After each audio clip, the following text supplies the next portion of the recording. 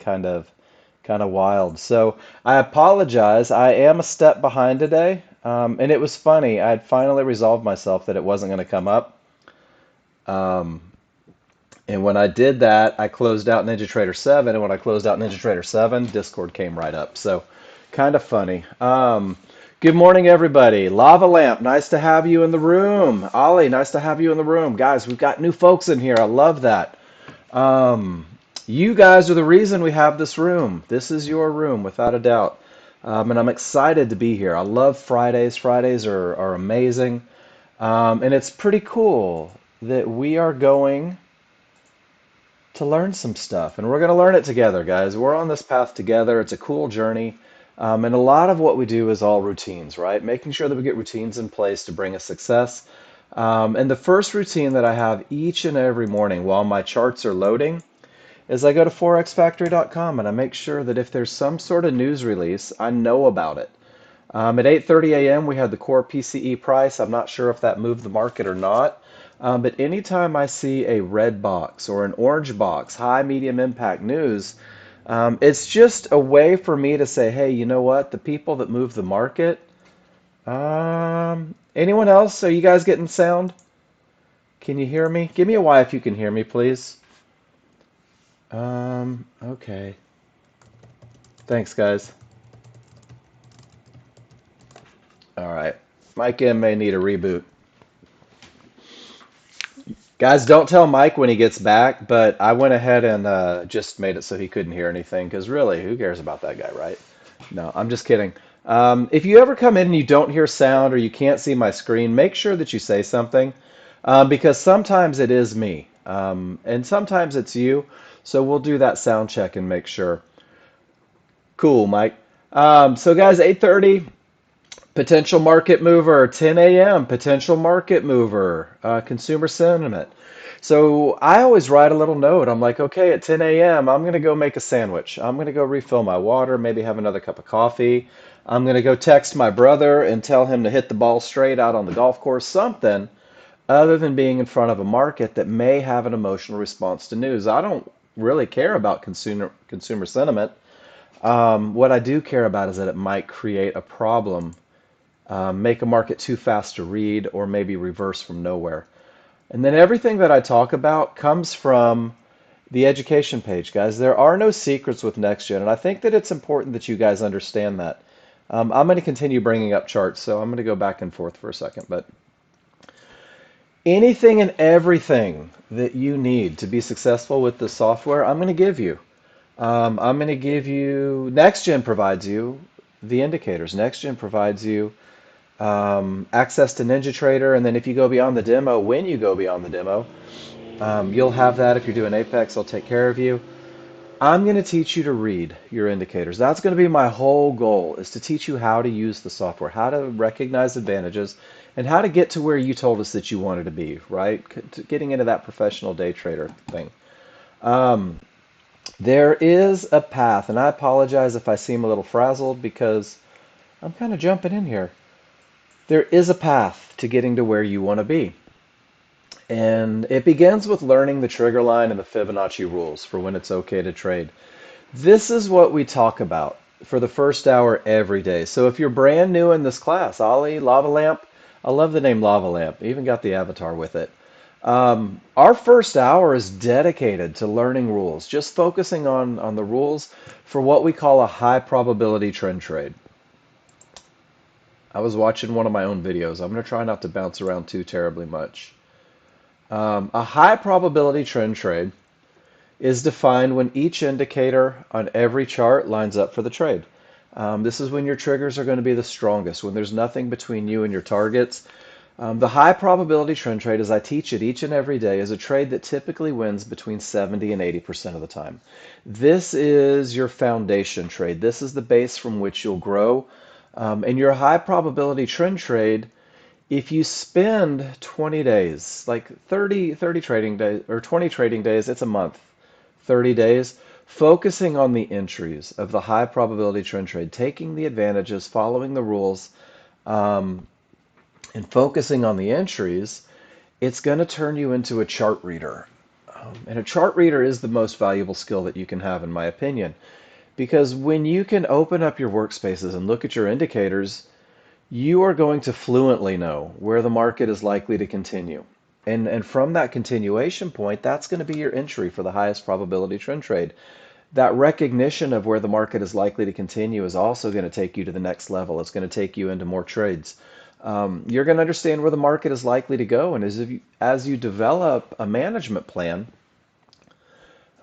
you're going to use that for targets to get more out of trades.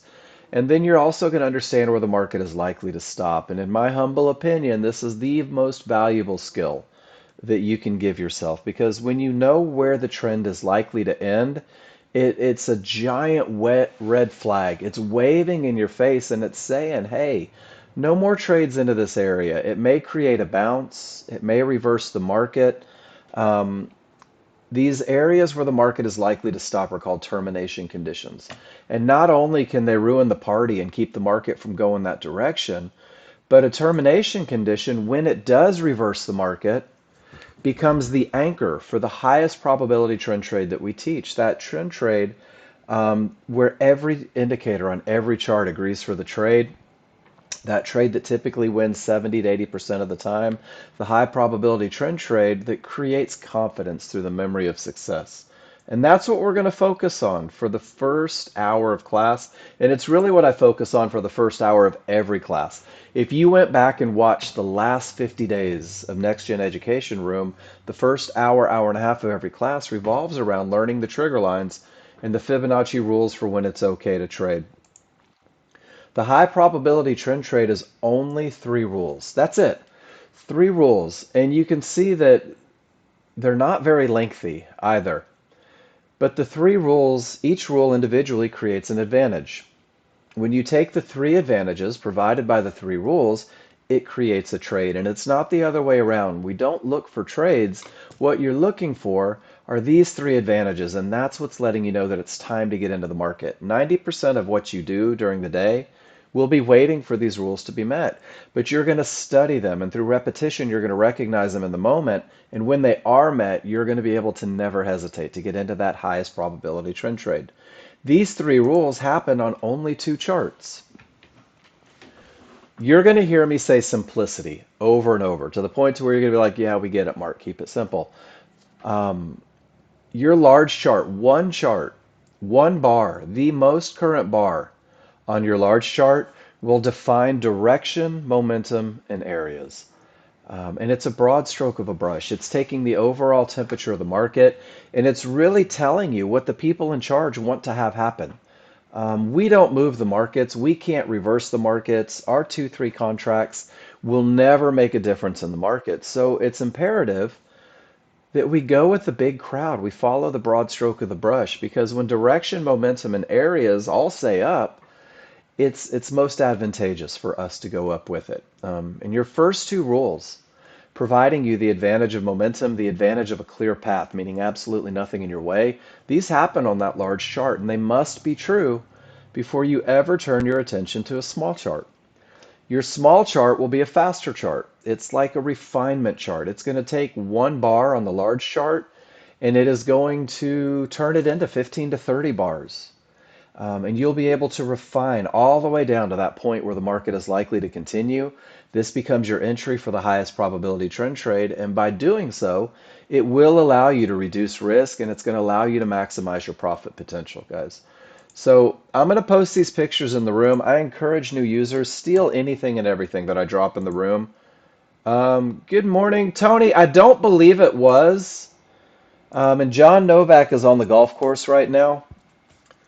So I'm writing a note on a piece of paper to get yesterday uploaded. It was a busy day at the factory yesterday. So three rules, guys, two charts, and we're going to learn the rules right now. We're going to go through and you're going to be able to identify these three rules, um, and then you'll be good. On the golf course, you and me both, D-Rock. I'm telling you, when I get to Austin, we're going to go play around. I'll meet you in the middle. Your job as the new user is to simulate, to get in there with that simulator on NinjaTrader, to have absolutely no risk of capital loss, right? Nothing bad can happen to you on simulator, guys. It's monopoly money. Nobody ever lost their investments in real estate through playing Monopoly. The same way you can't blow out an account on simulator. All you can do is make mistakes, which I'm hoping for, I'm rooting for, because each and every time you make a mistake, we're going to talk about it and you're going to get better. Um, you're going to post pictures in the class, guys, all the time until you're confident that you have the correct rules. Hey, good morning, PFI. Don't practice the wrong trades, guys. I can't stress this enough. Don't try to get simulator rich. It's not going to do you any good. You can't buy a simulator house. You can't buy a simulator car. You're not going to get a simulator girlfriend. All you're going to do is you're going to create long-term failure for yourself by practicing the wrong stuff. We're going to simplify. In class, your first hour, hour and a half is nothing but high probability trend trade rules. We're going to talk about it. We're going to get the looks. We're going to look for it in the live market. I'm going to teach you how to study it. It's your job as we go through and talk about these rules. If you need a little clarity, to raise your hand and let me know. You need to know what look you're going to commit to. That when that 90% is taken care of, when those advantages are present, you need to learn the looks so that they become easy, and that's where repetition comes in. And I'm going to tell you right now, guys, you just got access to the greatest software in the world. The only thing that you need to do is get repetitions. The only thing you need to do is learn how to read it. And that's where we come in. So your path to getting there, ASAFP, is post pictures in the class. Everything that you see, post it in the class. Every question that you have, post it in the class. Every time you take a trade, post it in the class. You have Capture software. It was given to you when you downloaded the software. If you need a little help with it, let me know. Well, I'm glad to walk through it. But there's a way that I need you to present your pictures in the room, guys. And the first thing is make sure that you show me both the charts. Show me the large chart and the small chart. I want to see what the large chart said and where you took your entry on the small chart. And I'd like you to write your rules on the chart. And notice that your is in capitals. Your trades are your trades. There is no we in trading, it's only you. So every time you write a rule on the chart, I want you to own it. I want you to make it yours. I'm going to provide you a plan that you can make your own, but I want you to not only write the rules, but I want you to show me the rules being met. Use arrows. Say, Mark, this is my momentum. This is my clear path, and this is my entry inside of favorable large triggers. I followed my rules, and then I will hold you accountable to your rules, but this will increase consistency, and it's going to create a recognition. You're going to take the words and associate them with the looks, and it's going to make it easier to identify the looks and the advantages they provide in the moment. I need you to show me timestamps and prices, guys, because I'm going to line up the two charts. And then I need you to show me where you got in and show me where you got out.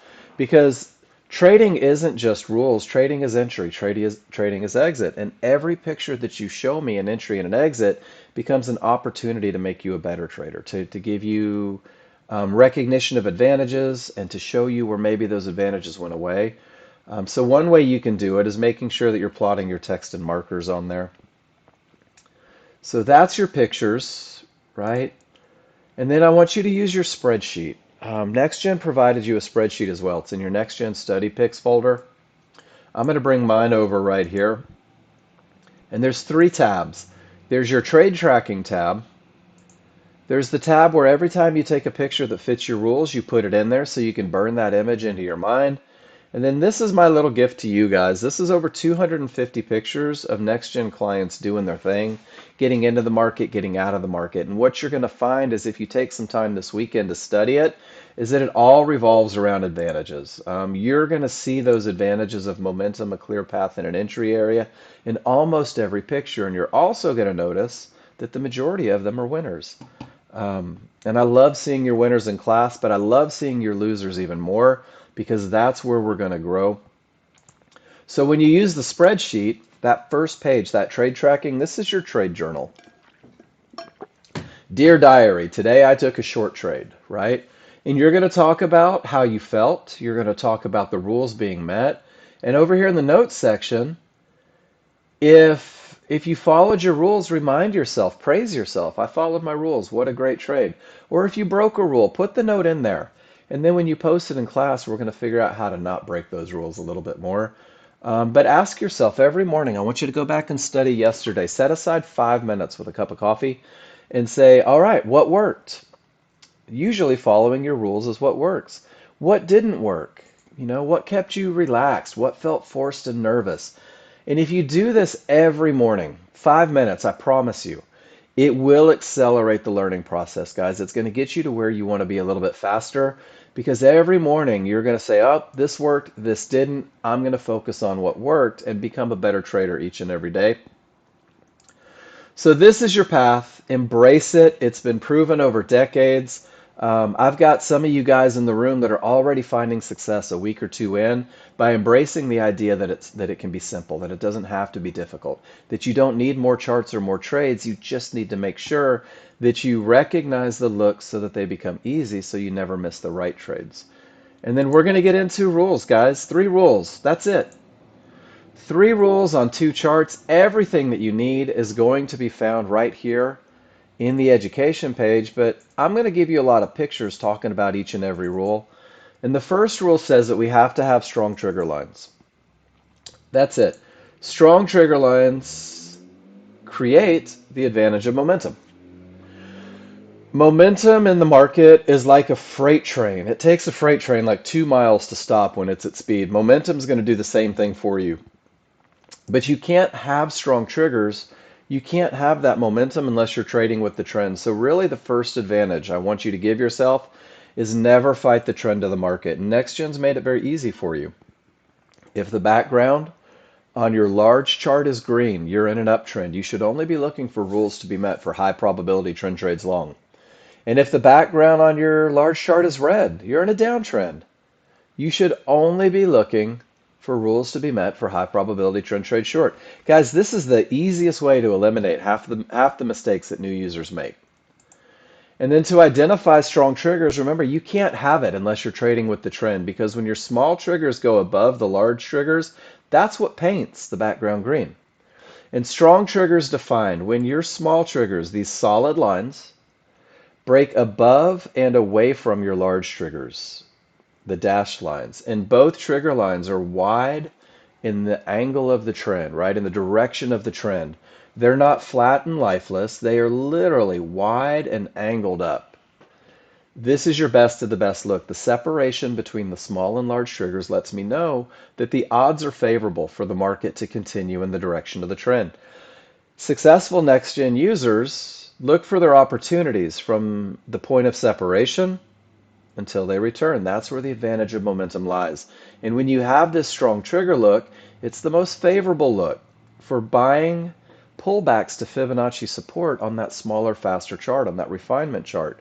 On your large chart, they're going to look like these tails, these little wicks that come off the belly of the bar.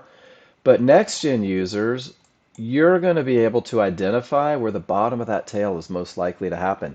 This becomes your point where the market is likely to continue, and the bottom of this tail through the refinement process becomes your entry for the highest probability trend trade, and you'll notice that the momentum pushes it forward. In a downtrend, the smalls break below the large, and that's what gives me that red background, but it's the separation between the small and the large triggers. The large are wide, they're angled in the direction of the trend. The odds are favorable for the market to continue in the direction of the trend. Odds favorable momentum is a phrase that you're going to hear in class every day, all day. Odds favorable, odds favorable. And when you have it, odds favorable momentum is the most favorable look for selling Fibonacci resistance in a downtrend. The top of these tails are where the market is most likely to continue. You're going to be able to identify that on a smaller, faster chart. But right now, we're only using the large chart to identify the advantage of momentum. Let's go to the live market and see if the lesson stuck with anybody. Ooh, bringing it up. Hold on one second. All right, guys. What direction is the trend on the S&P right now? Work with me, Lava Lamp. Let me know. Ollie, what do you see? Chris L., let's talk about it. David, Gary says up. Gary says the background is green and therefore we're in an uptrend. Does anybody think Gary's full of beans? Chris says up. Guys, I'm telling you right now, the more you participate, the smarter you get. You're absolutely right, guys. We are in an uptrend on the S&P. It doesn't mean that we have a trade, But what it does mean is that we're only looking for rules to be met for high probability trend trades long. Let me close my untitled workspace. I apologize. All right, guys, so here we go. It's almost tricky. This is crude oil. What direction is the trend in crude oil? Is it up or is it down? It's up. Absolutely. We're only looking for rules to be met for high probability trend trades long. But here's the trick question. Do I have odds favorable momentum? If my large triggers are down and my small triggers are up, I can't possibly have odds favorable momentum because both triggers need to be wide and in the angle in direction of the trend, excuse me, as I stumble over my words. So if we go to the S&P, we went from uptrend to downtrend right off of Fibonacci resistance. Do I have odds favorable momentum? Do I have the advantage of a market that's likely to continue in the direction of the trend, guys? What do you think? Because this is the first piece of the puzzle, guys. This is your first advantage. You want to be able to recognize this at a moment's notice. And it really is that easy. Separation, you have an advantage. And then when those small triggers work their way back inside of the large triggers, we call this a weakening of the large triggers. And when you weaken the large triggers, anything can happen up or down. It becomes a crapshoot, guys. And you'll see these weak triggers precede reversals very often in the market. And it takes away your advantage. You're going to see this also happen quite often as you get close to these key Fibonacci areas. Notice how we went from odds favorable momentum and the market continues up. And when we get to these red lines, these awesome Fibonacci areas, there's a huge weakening of the triggers and it precedes a reversal. So the advantage of momentum typically carries you to the next area, guys. The advantage of momentum gives you the best of the best. And I'm telling you, momentum will cover mistakes. Weak triggers take away that advantage. Is everybody good with odds favorable momentum? Should we move on to rule number 2? Let's define termination conditions, guys. It's pretty easy. It's a two-part process. And it involves areas on the large chart. So for you brand new users, let me show you what areas on the large chart are. Anytime we reference areas, we're talking about Fibonacci support, Fibonacci resistance. We're talking about yellow one-to-ones. They're basically the horizontal lines on your chart. Divergence high lines, divergence low lines. These are all areas that can stop the market. These are all areas that can reverse the trend. And all they are is decision points. If the market is screaming up with odds favorable momentum and they reach these yellow one-to-ones, buyers are making decisions about staying in their positions. Sellers are making decisions about taking on new positions. These become fights in the market between the buyers and sellers, between the people that are in charge. And what you're going to do is you're going to learn how to recognize whether or not they may reverse the market.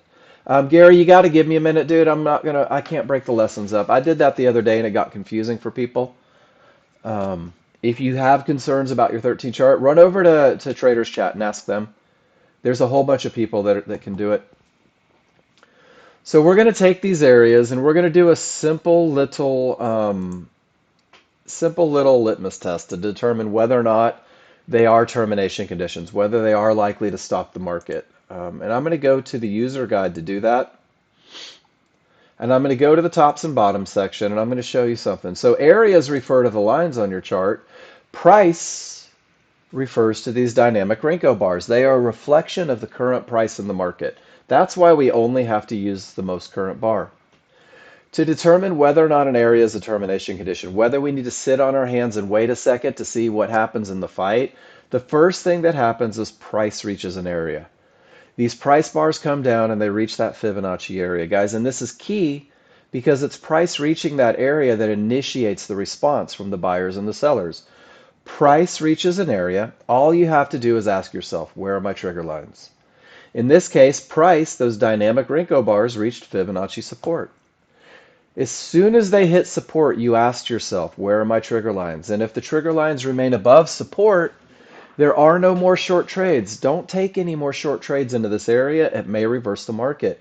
It may create this giant bounce that creates an untradeable situation. Or the area may break. We don't know what it's going to be, so we sit on our hands and wait. So there's the bounce right off of Fibonacci support. But up top, you can see that price reached support. The triggers remained above. Next-gen users sit still for just a minute. We pause, we wait. If the area is going to break, and areas break all the time, both the small and the large triggers must get below this Fibonacci support. When they do, look how it becomes Fibonacci resistance. It's still a key area. It's just a key area to the other direction.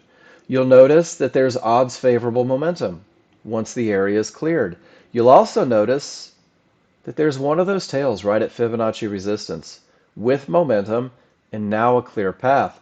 This is your entry for the highest probability trend trade. This is your refinement point where the market is likely to continue. And notice how momentum carries it all the way to where the market is likely to go, one of those key chart reading concepts. So I'm going to go and I'm going to post up a picture real quick, and I want to give me a why in the room if you're with me on this, guys. It's so important that I understand that you understand, because if you don't, I want to talk more. Two options for the new user. Either there is no clear path because no trigger lines have broken through the area, or there is a clear path because both the small and the large have made it beyond resistance, now it acts as support. If you allow this to be your only two options for the first couple weeks, guys, it's going to take a lot of the pressure off of you. It's going to take the burden of hoping an area breaks away, because eventually you're going to understand when an area has the potential to break. And that's what we call a 50-50 trade. And I'm going to show you this. It's right in the center. We know that no triggers means that we're going to sit on our hands and do nothing. And we know that when the small and the large go through, we're going to look for our rules to be met because the path is clear. There's one more scenario that we call a 50-50, and it's when 50% of your triggers break through an area with odds favorable momentum. And that's such a key concept, guys. You have to have that absolute best of the best, strongest trigger look that you can have, because strong triggers break things. When the smalls break through and the large have not, this 50-50 look, 50% through, 50% not, has nothing to do with your chances of success. This means that this 69.80 fib has the potential to break. It means that with all that momentum, the buyers may push through that area, but because the small and the large have not made it to the other side of the area yet, the area is not considered broken. And if it's not considered broken, you cannot have a clear path. And guys, I'm going to tell you, if you don't have a clear path, you don't have the recipe for that highest probability trend trade. And what it does is it pushes you into what we call a medium probability trade. And a medium probability trade means that most of your indicators line up, however, a small issue exists. In this case, it's a clear path.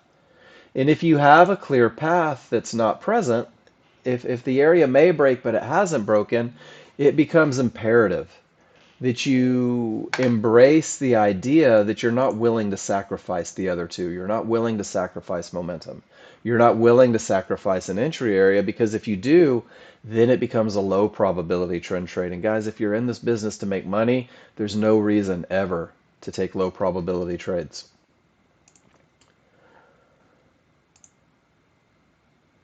All right.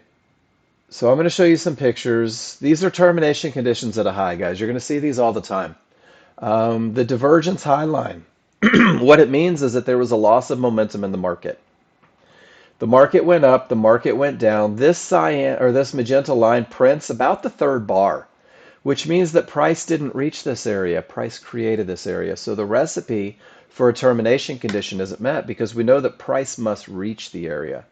When the market comes back up and reaches that divergence high line, we call this a pivot stop out. And a pivot stop out is a very powerful termination condition, and it may reverse the market. Price reaches the area, triggers remain below. Is anyone other than Ace J cool with the concept? Price reaches the area, triggers remain below. Price reaches resistance, triggers remain below. Price reaches one-to-ones and resistance, triggers remain below. The recipe never changes. All you have to do is get to the point to where you can kind of catch it in the moment visually. It looks exactly the same at lows. Price reaches the area. If the triggers remain above, no more short trades, guys. It may create indecision. It may create a fight. It may completely reverse the market. Price reaches support. Triggers remain above. No short trades, even with odds favorable momentum. Price reaches that divergence low. Pivot stop out of a divergence low. Very powerful. May reverse the market, guys. So that's your highs and lows.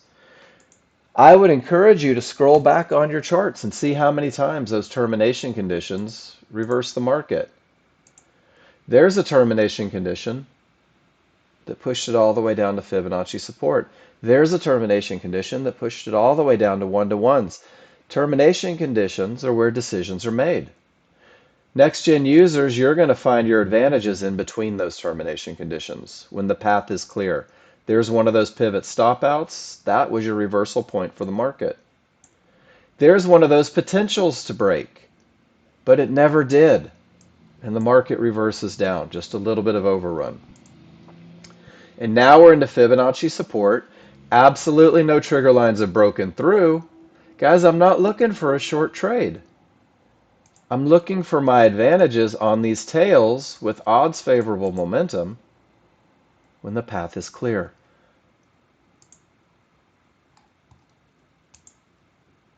Price reaches a divergence low, no triggers break through. Pivot stop out, termination. If this termination condition reverses the market, I'm going to call it a strong bottom.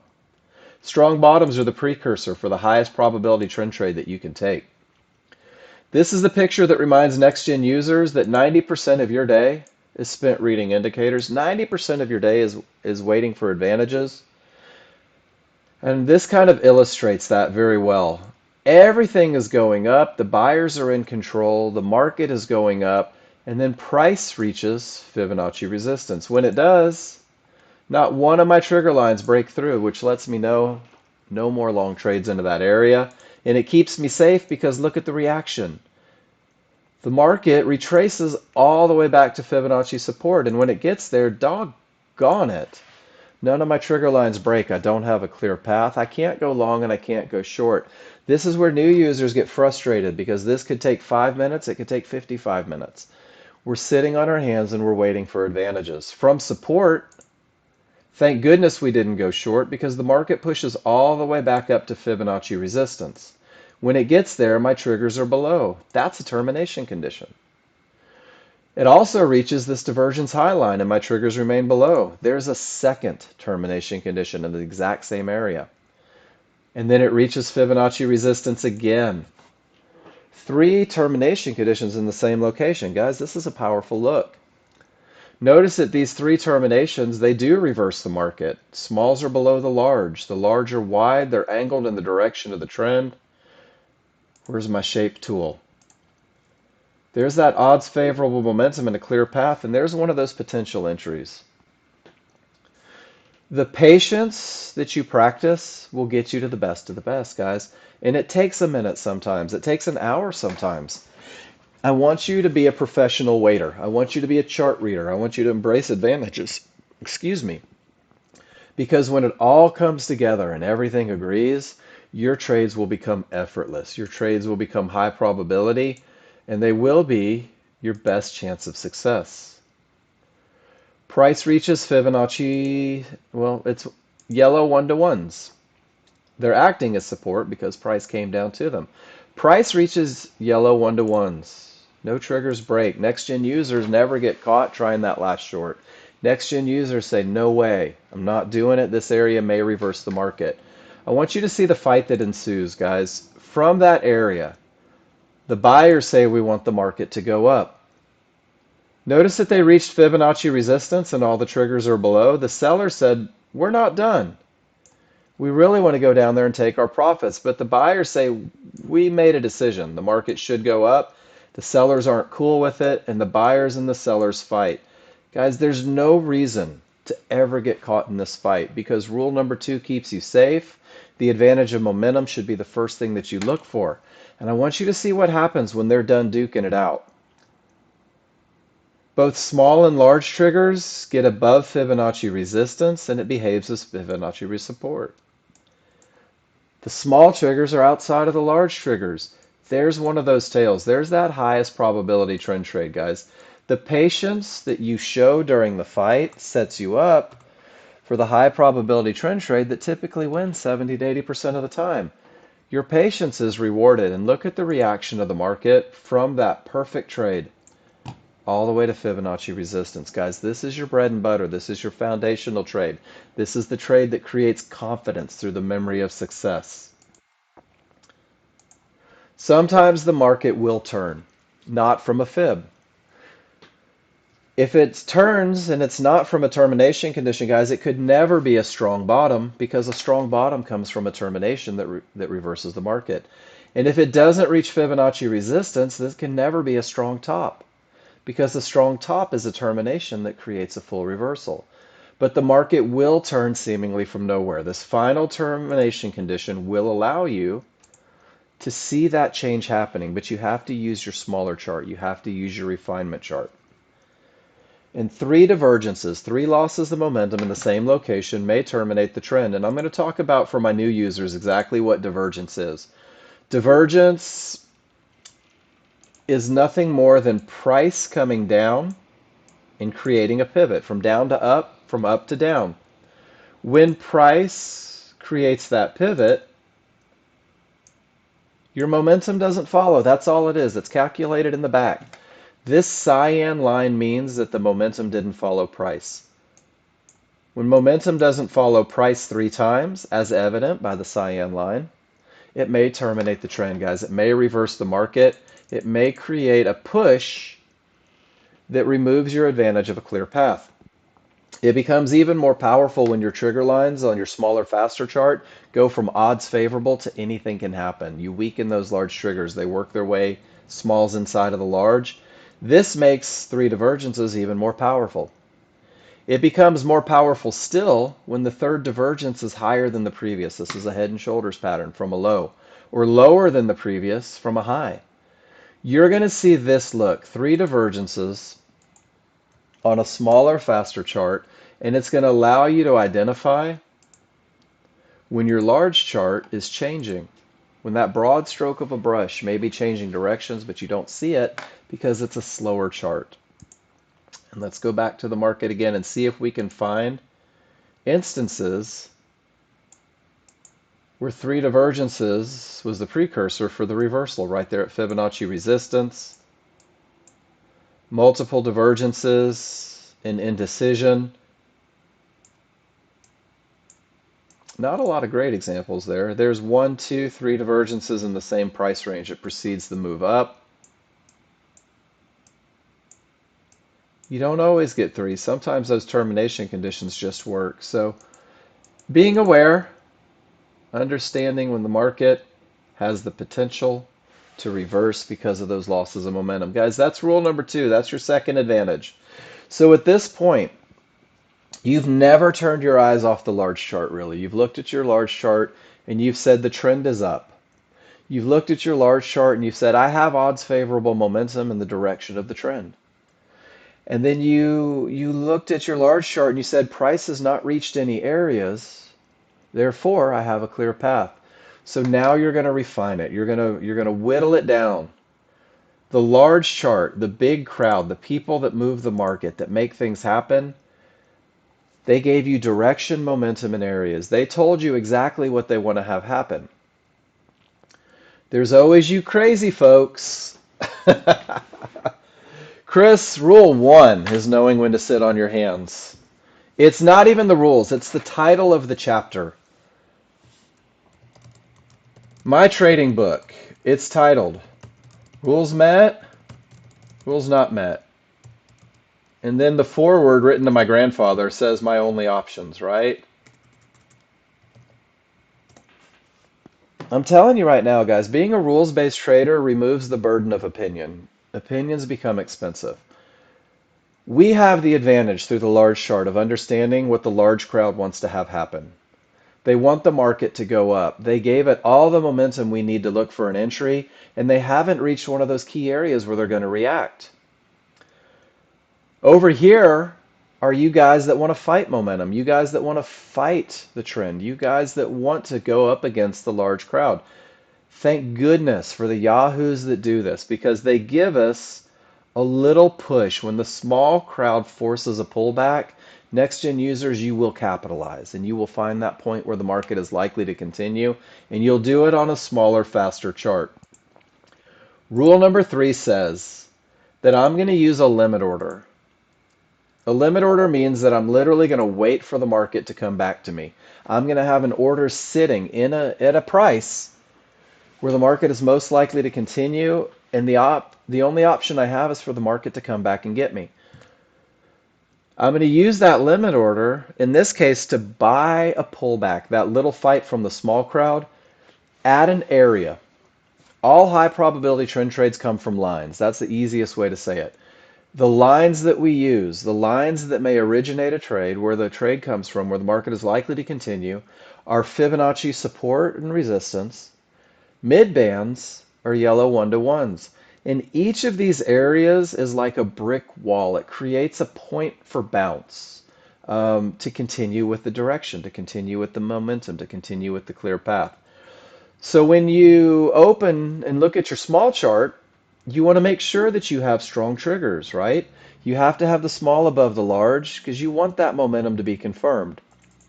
I also want you to look at your large triggers and make sure that your large triggers and your synthetic triggers on your smaller, faster chart are overlapped, one on top of the other, like two snakes riding piggyback. Because the tighter these are on top of one another, the smaller the window of opportunity becomes. The smallest point where the market is likely to continue is what happens there. And this is going to allow you to reduce risk dramatically. This is going to allow you to manage your risk before you ever manage your profits. So embrace the idea that the large and the synthetics must be one on top of the other as a brand new user. Whoops, because that's where the advantages come from. I shift feed instead of controlled feed. There you go. So we're going to watch our chart and we're going to see the momentum. We're going to identify the areas where trades may originate, and we're making sure that our trigger lines are up strong. But what we're going to do is we're going to create a window of opportunity when that small crowd starts their fight. And we're going to recognize that on the smaller, faster chart with a reversal bar. And this reversal bar says the market may retrace. This is the beginning of the retracement. So at the time of the reversal bar, next-gen users create a window of opportunity. This is the most important skill that you can have because it's going to show you where the market is likely to continue. You're going to identify your favorable large triggers. In a long trade, they'll be coming up like a shark preparing to breach. They are going to be flying up as price is coming down, which means that if there's an area a tick or two above it, they're going to swallow that area, which is exactly what we want because trades originate from inside the belly of favorable large triggers. So from your highest point of support to your lowest point of support for a long trade, from the area closest to price inside of favorable large triggers, the area furthest from price inside of favorable large triggers, this becomes your window of opportunity. This is where the market is most likely to continue. And guys, this is where we are going to take our entries. But we're going to activate a limit order at the top of the window because your large chart, remember the large chart has odds favorable momentum. The large chart has absolutely nothing in the way. So we're not going to trip over pennies to save dollars, guys. We're going to put a limit order right at the top of the window. And we're going to say, come get me. And that's it. We have controlled everything that we are in control of. And all that is whether or not our rules are met. Whether or not we had the advantage of momentum, whether or not we had a clear path, and whether or not we chose to activate a limit order at the top of the window where the market is most likely to continue. This is your entry for the highest probability trend trade. I'm going to go through the process on this chart to show you exactly how it goes. I look at my large chart and the trend is up, the momentum is up, the direction is up, there's nothing in the way, so I turn my attention to the smaller chart. On the smaller chart, I get a reversal bar signaling the potential beginning of a pullback. I look from the highest point of my trigger lines to the lowest point of my trigger lines because I understand that my areas have to be inside of these areas, inside of those triggers. Your window of opportunity where the market is most likely to continue extends from the highest point of support to the lowest point of support. This is where the market is most likely to continue. Your limit order goes a tick or two above that highest point of support, because with all of the momentum and the clear path, we're not expecting a push to the bottom. Guys, give me a Y in the room if you're with me. This is your first 20 days with Nexgen, identifying where the market is likely to continue, because I'm going to tell you right now, when you start nailing these entries, it creates manageable trades. When you start getting in at the absolute best spot, it minimizes your risk. The one thing that I want to remind you is that this is an area. So if price reaches the top of the area, you're in the trade. The rules are met. If price goes to the second level of the area, you're still rules met. You're still in the trade. But your P&L's against you a couple ticks. Maybe the third area, maybe the lowest area. As long as price remains inside of that window, your rules are met, your advantages are in place, guys. You're staying in this trade and you're not focusing on the small fluctuations on the small. You're not worried about being down 3, 4, 5 ticks in a trade because you know that you have your advantages in place. The trust comes through repetition. Next-gen users manage their risk. The only traders that trade without protective stops are foolish traders or traders that hate money. We do such a great job of identifying where the market is likely to continue. We have the ability to put a protective stop outside of the window of opportunity, 4 or 5 ticks beyond the window of opportunity. It's typically 12 to 14 ticks in the market. It may be 15, 16 sometimes. It might only be 7 sometimes. But it's typically 12 to 14. And all we're saying is that if the market goes beyond the window of opportunity, I no longer want to be in that trade. Therefore, I have a protective stop. I manage my risk before I ever manage my profits. And this is where I have to remind all of my users. For the high probability trend trade, it's a trade that typically wins 70 to 80% of the time. Who's my math guy in here? If something wins 70 to 80% of the time, how often does it lose? 20 to 30, right? 20 to 30% of the time, it's a cost of doing business. 20 to 30% of the time, it's going to hit your stop. Small losses are a normal part of a positive equity curve. And if you ever meet somebody that tells you that they're going to give you 100% winners, I want you to run the other direction as fast as possible. Never met a trader in my life, and some of the most brilliant traders that I've met in this business still take losses. It's normal, guys, but we manage those losses through protective stops. But I'll tell you, this is a trade with all of those advantages that I absolutely refuse to miss. Because this is the trade that typically wins 70 to 80% of the time. This is a trade that when you deviate outside of the trade, so does your win percentage. It's important that you understand that. But once this trade begins to move in the direction of the trend, I'm going to reduce my risk even further. I'm going to put a stop below that reversal bar, and I'm going to use Fibonacci to define my targets. And guys, this is your high probability trend trade. This is your first 20 days with Nexgen. You'll be able to recognize these entries. Let's see if this gave one. You guys want to do one together? New users? Let's take a look at one. I'm going to get one that's a little easier to read. Bum, bum, bum, bum, bum, bum, bum, bum. I'm looking for one that gives me the most fluid look, just to make life easier on you guys as we look into the high probability trend trade. This is crude oil.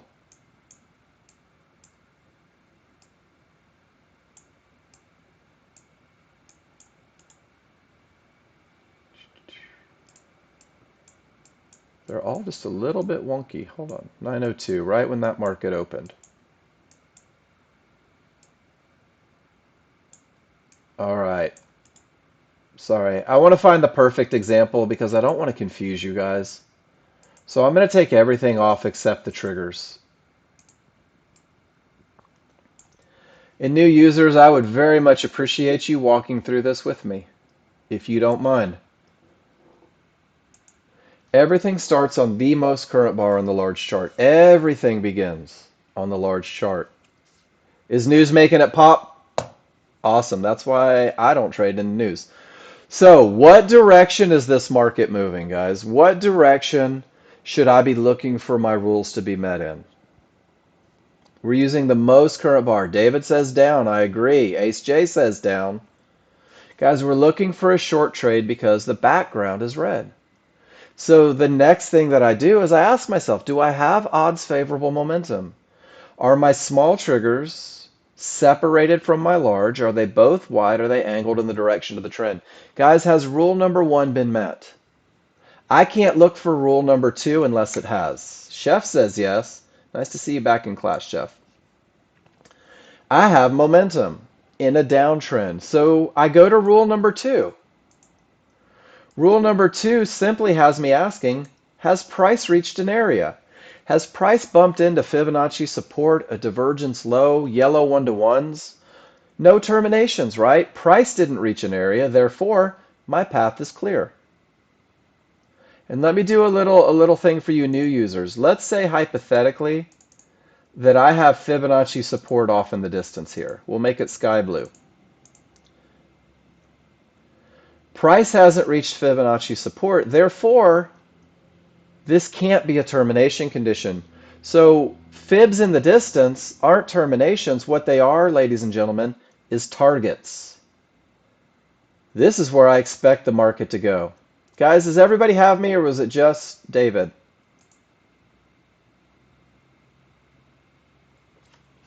We're good? Okay. NPFI.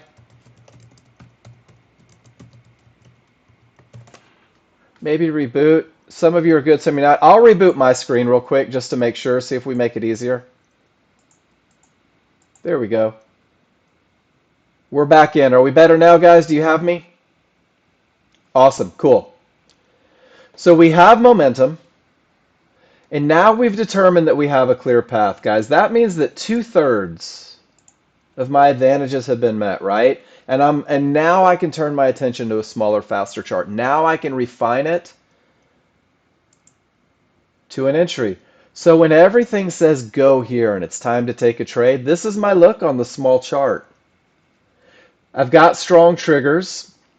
My large and synthetic are overlapping, and I'm looking at the areas that may fall within. I see Fibonacci resistance, I see a midband, and I see yellow 1-to-1s. Am I worried about a blue line on my small chart? And this is a good lesson for you newer people. Large chart defines areas. You know what I'm really hoping for? Is that this little blue line gives me a bounce, gives me a reversal bar to get me back to my area. So I'm watching my small chart, and I'm waiting for something to happen. There's something that absolutely has to happen so I can define my window of opportunity. And that's a reversal bar. So at the time of this reversal bar, I'm looking for the point where the market is most likely to continue. I'm looking for that window of opportunity. So I'm going to do this. I'm going to take a drawing tool. And I'm going to go from the lowest point of the triggers to the highest point of the triggers. Okay? And I'm looking for the areas that fall within. There is only one area inside of these triggers. Give me a Y if you see that. Is that too... Let me see if I can make this easier.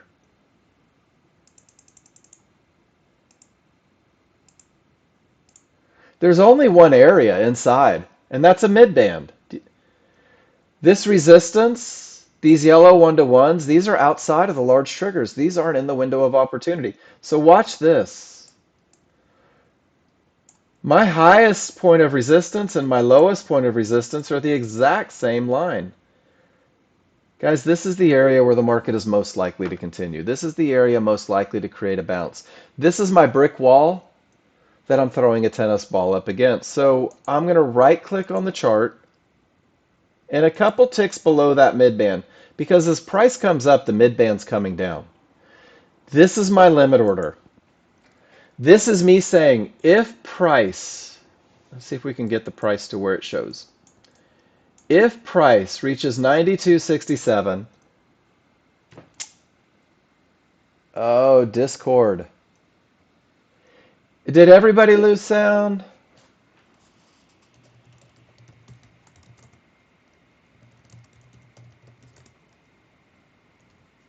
Okay.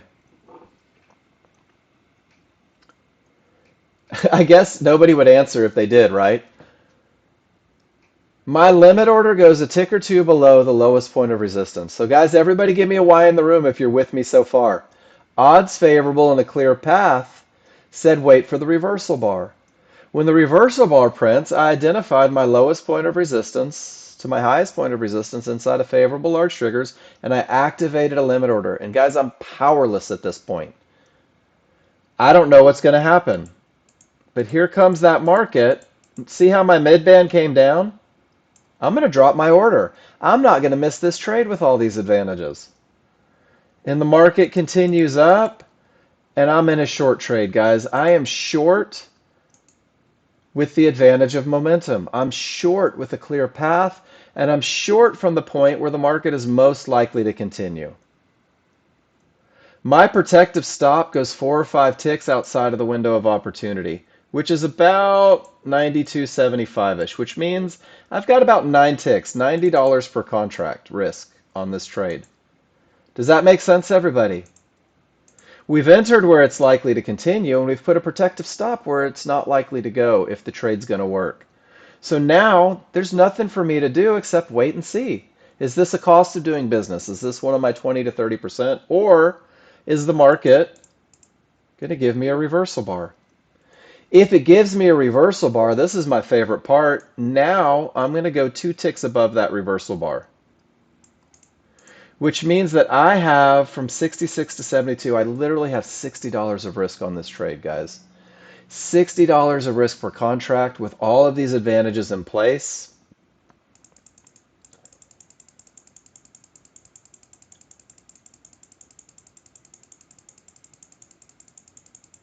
And it just keeps going.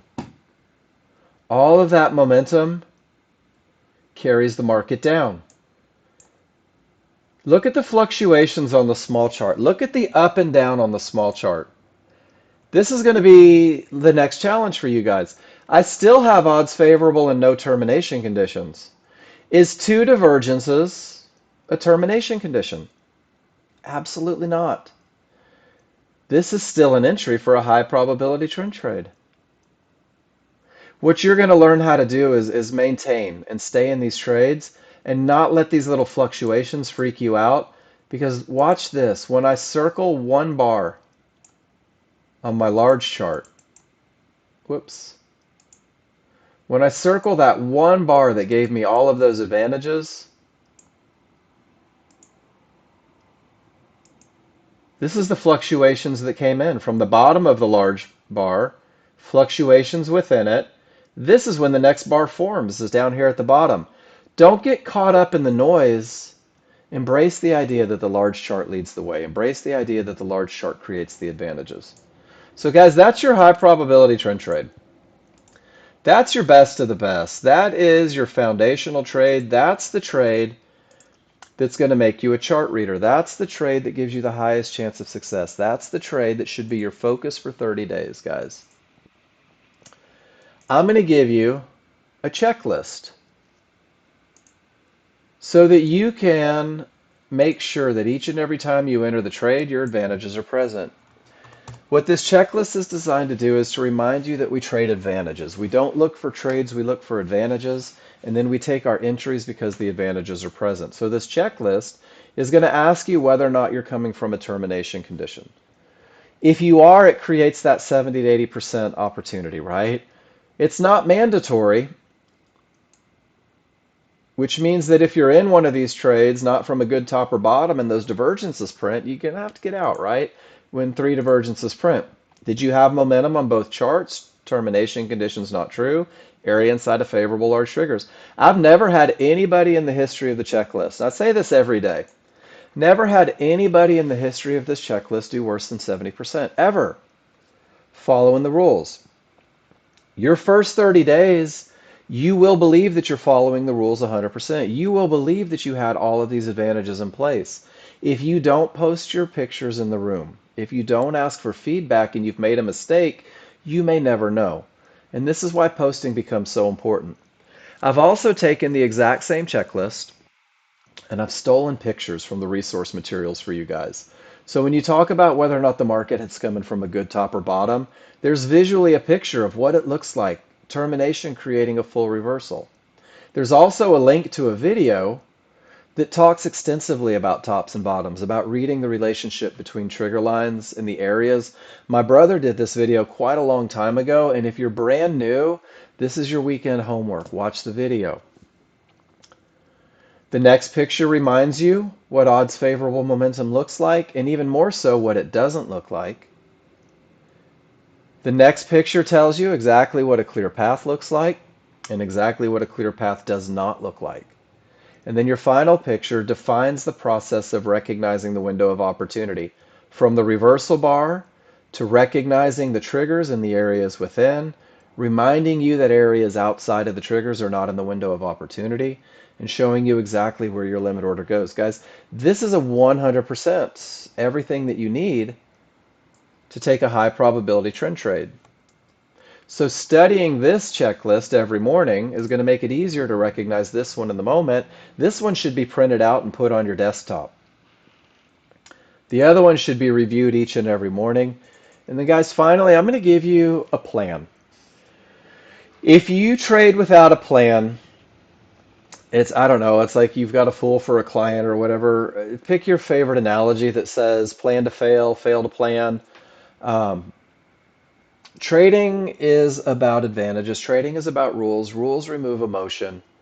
And if you give yourself a concrete plan to follow, and if you commit to following that plan, what you're going to find is that trading is not a difficult endeavor. The more that you deviate, the more options you give yourself, the more trades you begin to look for, the more rules that you create outside of the three advantages, the more things you give yourself to think about, the more likely you are to make a mistake. So this plan is a stepping stone in your learning journey, guys. That's all it is. This is not the end all be all if you don't want it to be. I'm going to tell you right now, this plan is about 99% of what my personal trading plan is because I firmly believe in winning through consistency, and I'm a very conservative trader. This one's designed to optimize your chances of success with the high probability trend trade and also with that 50-50 trade, that area where that may break, your first medium probability trade. Through simulation, study, class feedback, and continuous practice, guys, you're going to create your own plan. You're going to create a plan that suits your needs. You're going to see people in this room taking trades that are not high probability trend trades. You're going to see people in this room taking trades that make absolutely no sense to you. That's okay. Those trades belong to them. They don't have to be yours.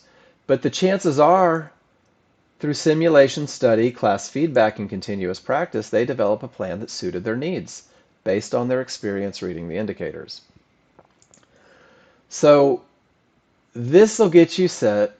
And guys, this is a simple plan for consistency. This is a plan designed to create confidence through the memory of success.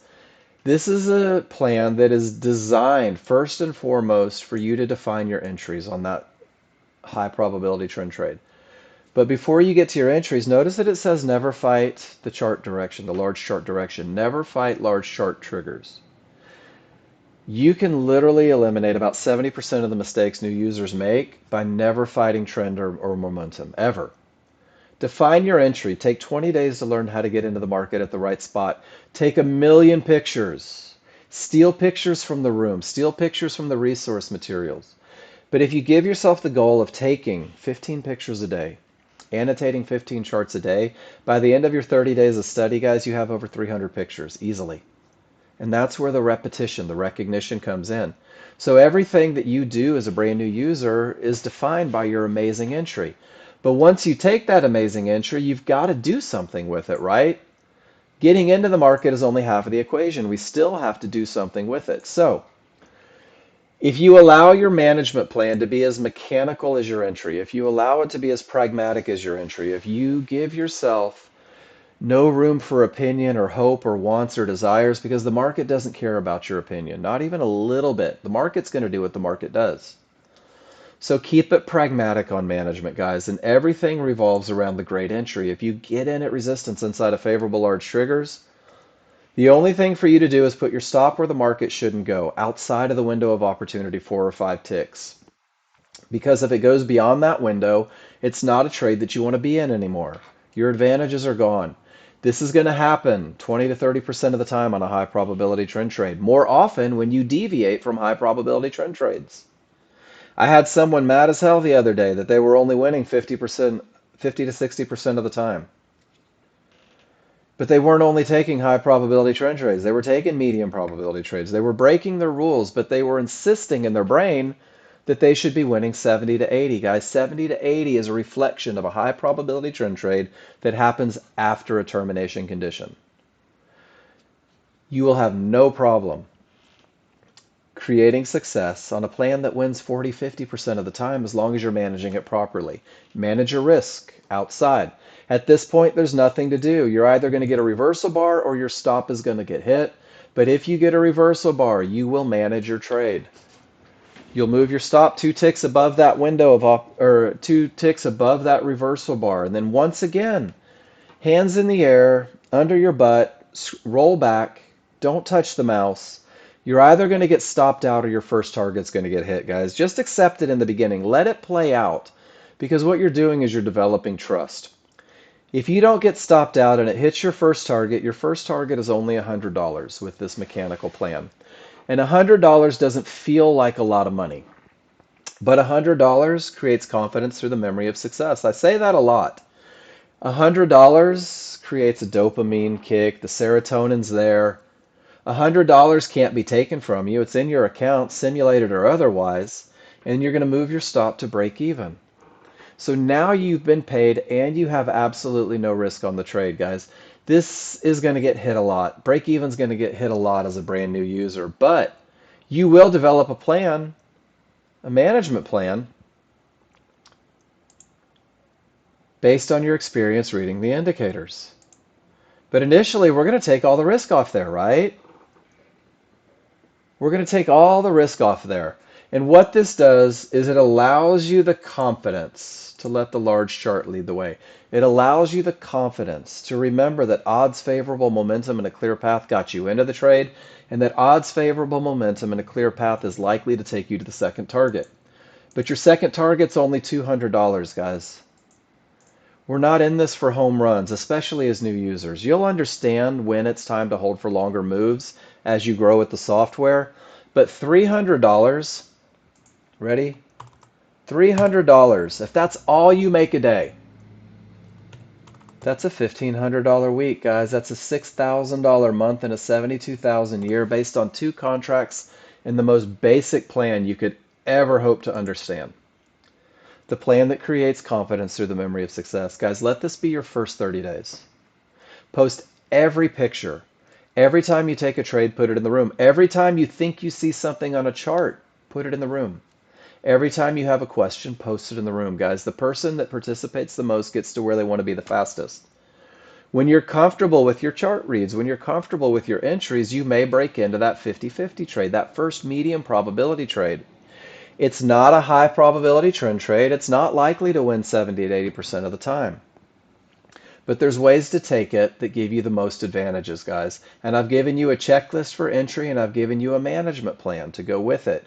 You're going to need to practice this along with the simple plan. So that's our first hour, guys. Our first hour and 20 is dedicated to simplicity.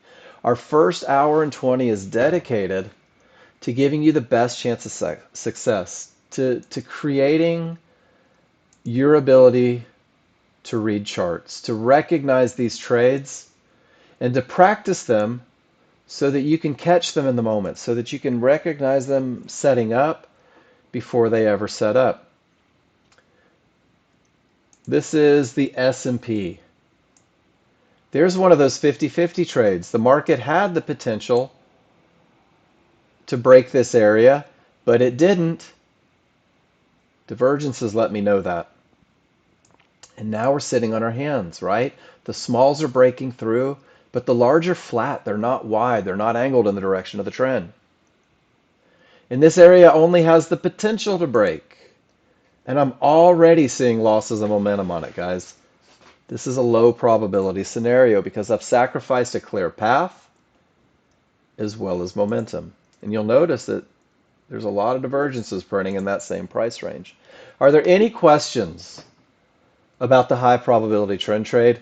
Lava Lamp, how'd we do? First hour. Overwhelming on day one, isn't it?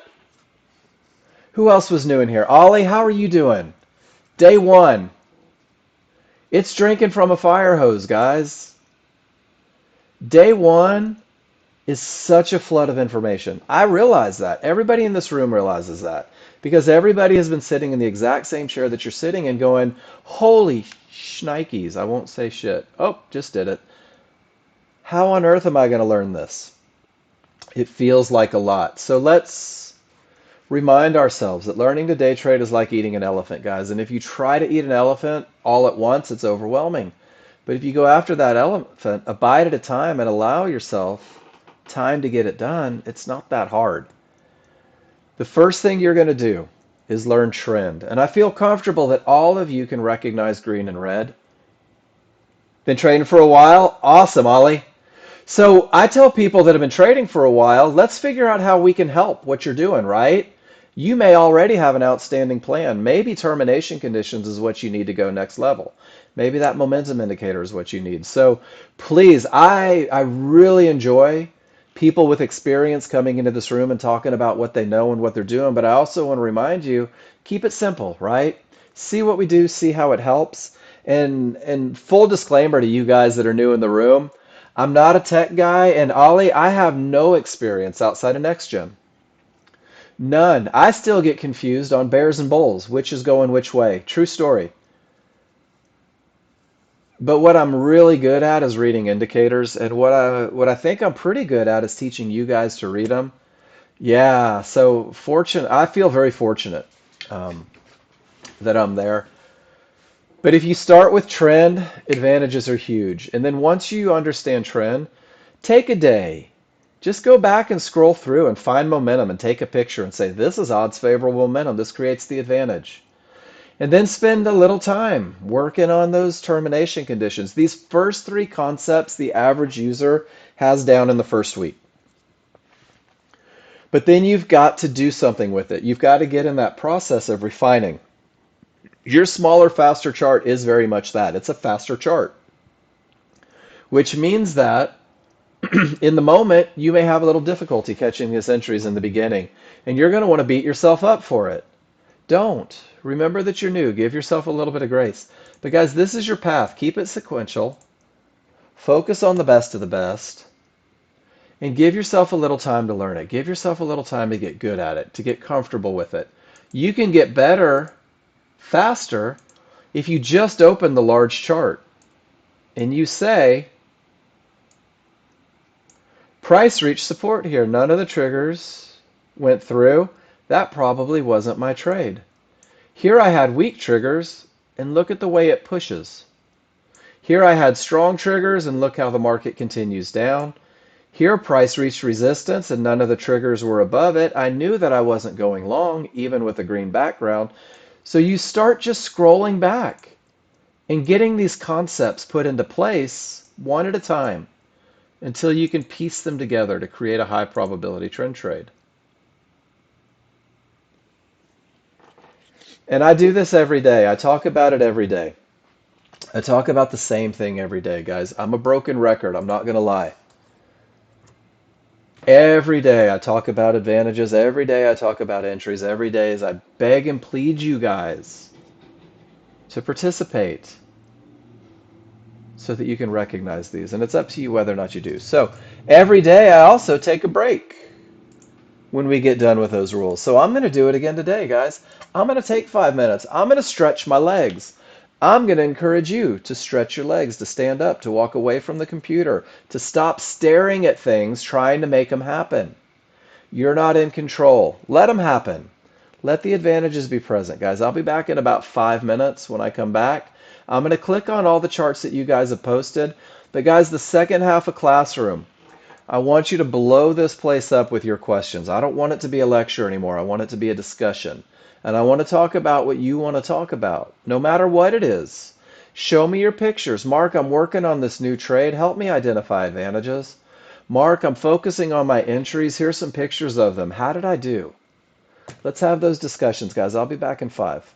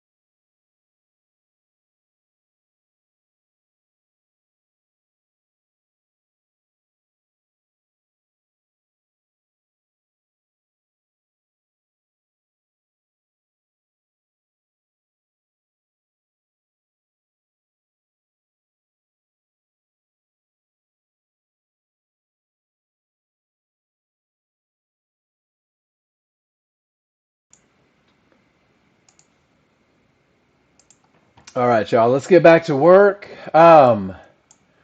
Just so you all know, when I go to your charts, I have to scroll up like this. So I've got to kind of get up to the top, look at what you've done, and then scroll back down and look for any questions that you may have had. So sometimes it takes me a second. If I miss a chart, if I miss a question, do me a favor, just let me know. And I'll get back to it. Gary posted this one yesterday at 1:44. Since we weren't here, I figured I'd come get it. But I want you to see this. This is a termination that creates a full reversal. This is a full reversal that provided odds favorable momentum. This odds favorable momentum had a clear path because all the trigger lines are below the problem spot. And Gary takes the perfect entry at the area of resistance inside of favorable large triggers. Guys, this is the picture that you should steal and you should go to your spreadsheet, right? This is the 100% rules-based, best of the best. Oh my gosh, I can't believe how great it is. And you should go put this in your spreadsheet and call it. Like, oh my gosh, never miss this.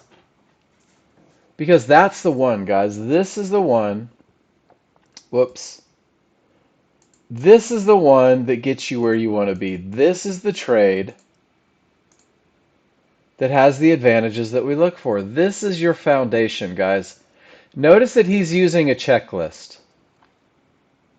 And his checklist is right here. It's the top one for this trade because it's not a 50-50.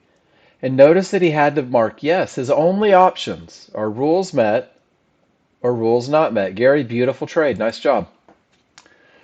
Joel comes through.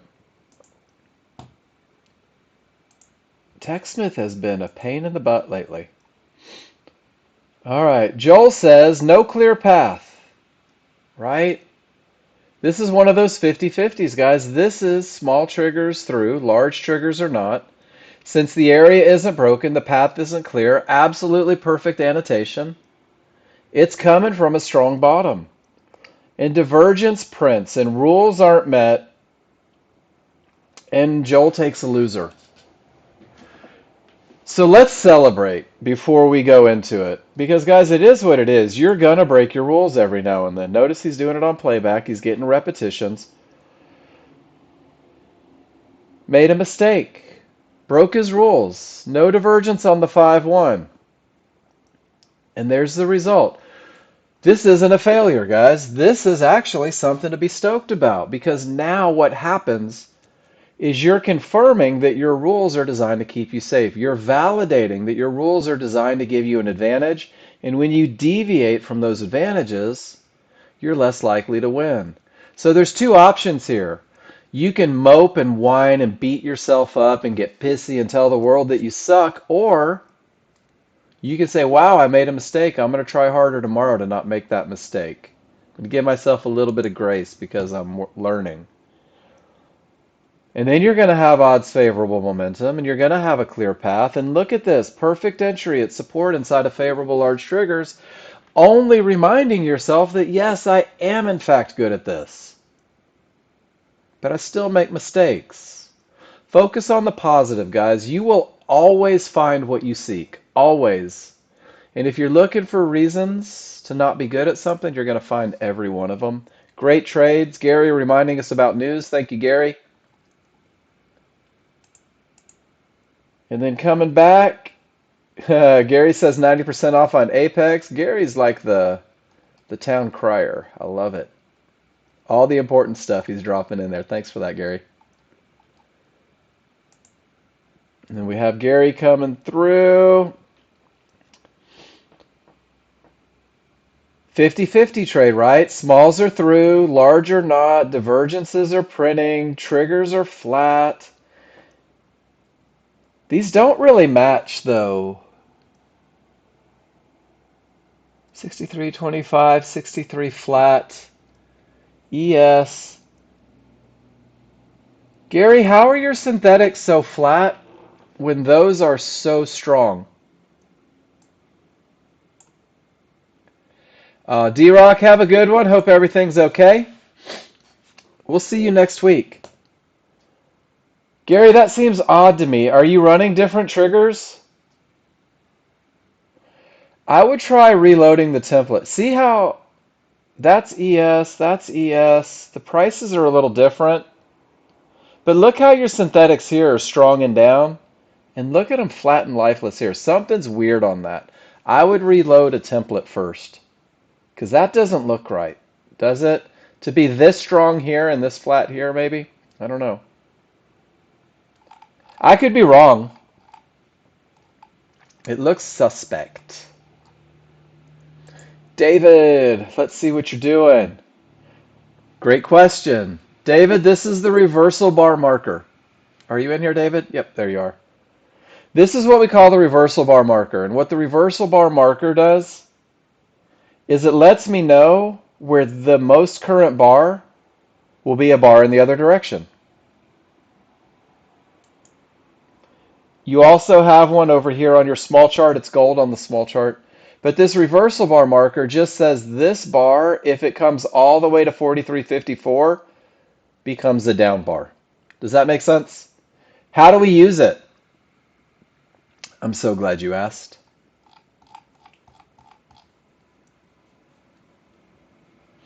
Let me show you how we use that, guys. How do we use the reversal bar marker in our trading? We use it to help us identify what we call the gap theory. And the gap theory means that if price accelerates away from your large triggers on your large chart, and they're absolutely flying and accelerate away, and they smack into something, Fibonacci area, they're likely to snap back to the triggers. And what that looks like is if price accelerates away and reaches a mid-band, I kind of covered it in the picture, but the reversal bar marker is here and my large triggers are above it. This mid-band is behaving as a termination condition. Guys, absolutely no short trades into an area that may stop the market because price is likely to snap back to those triggers. And you see it all over the place. You see it textbook termination, but when it's below the reversal bar marker, price is likely to close that gap. The large triggers are below the reversal bar marker. It's likely to close that gap. And you can see here's a picture kind of after. It closes the gap and ultimately that market goes up. So great question, David. It's just a reversal bar marker. It tells you where this bar will become an up bar. Great question. And then you can use it to help identify termination conditions. D-Rock, 50-50 trade. Big split triggers. D-Rock, I know that you left. Let's talk favorable large triggers for a second.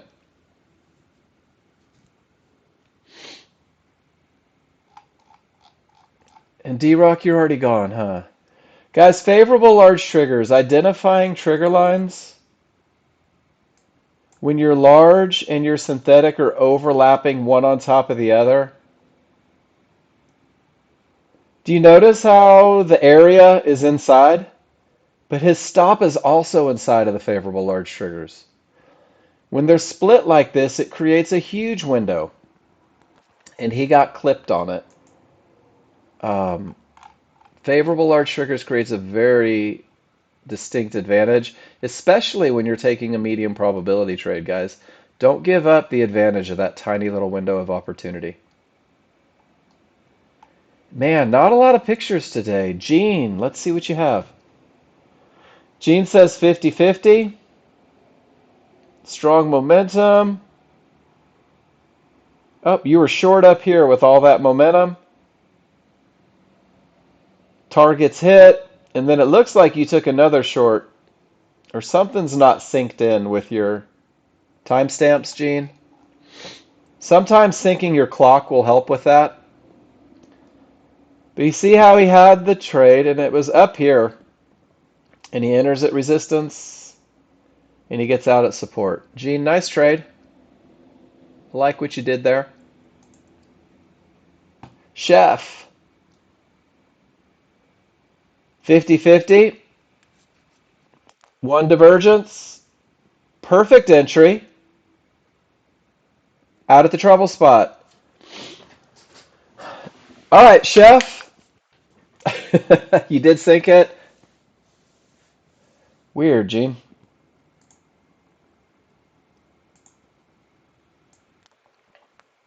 Are you with me, Chef?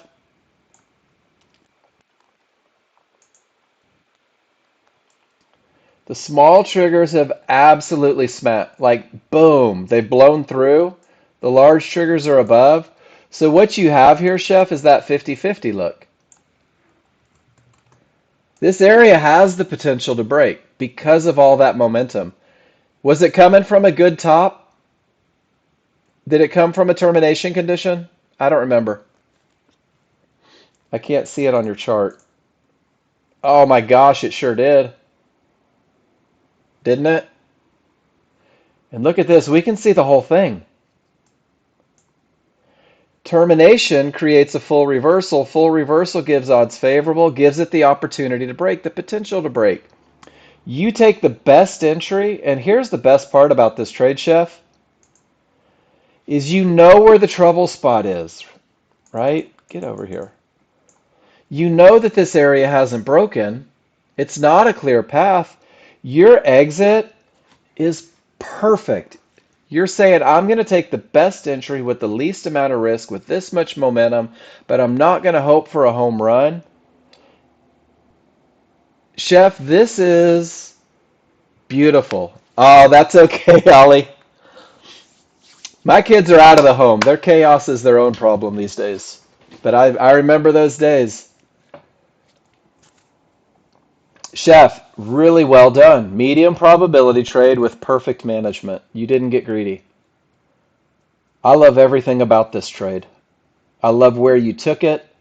I love where you exited it. I love all the momentum involved and the fact that it did come from a termination that created that full reversal. There were so many advantages that if this were a bar fight, Chef, the only thing against you was the captain of the chess club. Beautiful trade. And if any of that doesn't make sense, let me know. But all day, man. You subconsciously had the right mentality. And then here it is after the fact. Gary posted it. One divergence can kill a 50-50 trade, right? And if I go back to the simple plan, let's talk about it. On the very basic plan, Chef, no divergence on the 5-1. This is your best chance of success, right? From a good top or bottom, this is your best chance of success. So if we look at yours, you had odds favorable momentum. You had strong triggers on the small. You had a great top, right? The one thing that you didn't have was no divergence. So you had 3 out of 4. You entered at the area. And that's the key, is that you did that. And you identified your trouble spot. For me, in my own personal trading, guys, if I have a top that looks like this, if it is absolutely flying from resistance, that none of my trigger lines broke through, sometimes I'll ignore one divergence. That's my own personal trading. Sometimes. I prefer to see it at the closest fib to the great top. So down here, that one divergence didn't kill the party because of all the buyers or all the sellers pushing from that great termination. Look at your exit right where the second divergence prints, and that's the one that kills the trade. Yeah, so Chef, beautiful. And for you guys that aren't Chef, that are just now learning, everything's about advantages. And Chef had enough to enter the market, and he had the sense to get out rather than hope. And then, Gene, there's that 50-50. Well, at the time, it was probably still 50-50 when you got there. So that one divergence coming up creates a problem. A lot of times this one works, but it's not high probability, right? But solid management. You didn't give a lot back on it. And then, Gene, have you been paying attention on the NASDAQ lessons? On those small triggers? I know that it's still kind of new for a lot of you guys. Um, Let me go to the NASDAQ section in mine. So here's my entry thoughts, Gene. And for you guys that are trading the NASDAQ, I want to tell you right now that it's a different animal. It's not the same as crude as in the S&P, and it's not as easy to trade as crude in the S&P. It's really not. Um, but the large chart rules, the large chart rules are the same. The large chart rules, um, odds favorable. They had barely turned down at entry. So when you got to your area, they were all the way up here. Really? Okay, cool. And this one just bad luck. Yeah, it happens. And that's all I'm looking for. Up here, they're almost below. By the time it got down here, they were well below. And I think that that's the thing, is you're constant, right? You're constant. As it gets closer to the areas, the triggers get closer as well. So I'm looking at the relationship when they get to the areas. And if they're coming down strong, I wait for the close on the other side. And this one just didn't work. These guys just split, right? I think it's a good look, Gene. It just didn't work. And that happens sometimes. Cost of doing business. George T. The T's for Tennessee.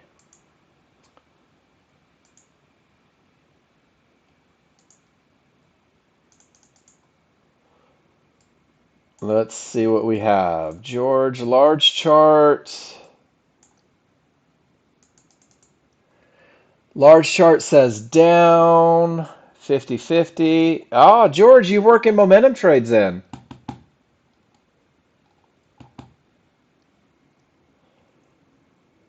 George sees all the momentum in between areas and capitalizes. That's not a high probability trend trade, but it has the advantage of momentum. It has the advantage of trading with the trend. It has the advantage of a clear path. George said, you know what? I'm going to take my chart reading and I'm going to create a plan that suits my needs. I'm going to steal $100 a shot. George, this is beautiful. And Ron isn't here today, but if he were, he'd be high-fiving you virtually. It wasn't. You just jumped in. Were you not trying to take that momentum trade I see people taking? Or are you letting market flow signals, not from an area, get you into trades? Because one of them I have to shake a finger at you, the other one I have to say nice execution. The checklist definitely doesn't work because you didn't get the rules met for a high probability trend trade here. You just kind of jumped in when it went. But with all the advantages, it works for you, right? And your risk was already established. I'm not mad about the trade. I think that, yeah, you had momentum and a clear path, and it didn't give you the area, and you said, I still have room to make money to the trouble spot. I think it's a great chart read, George. And I think that you get to a point to where your chart read allows you to break rules a little bit and still come away um, clean. And then Gary, perfect termination. Sometimes I'll tell you guys to focus on what's important.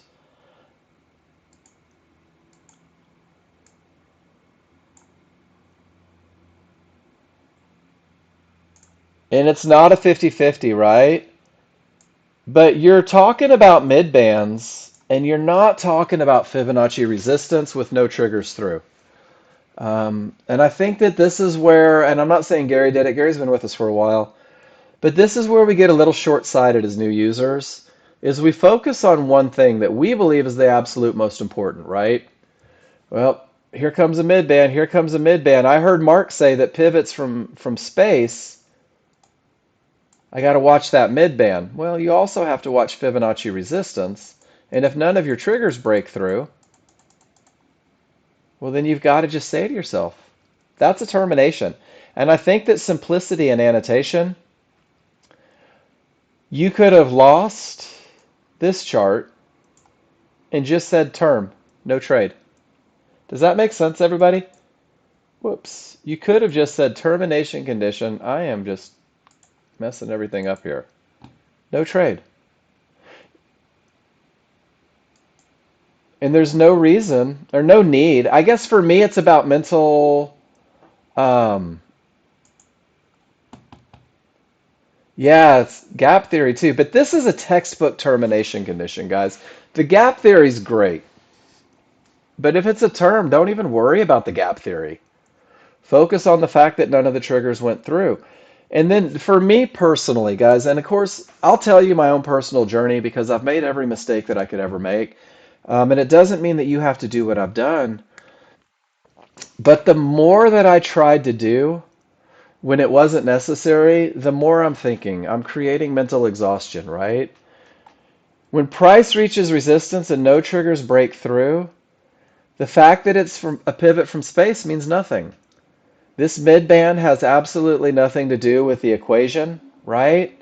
I don't need to talk about not trading it. I could literally just put termination, no trade. Does that make sense?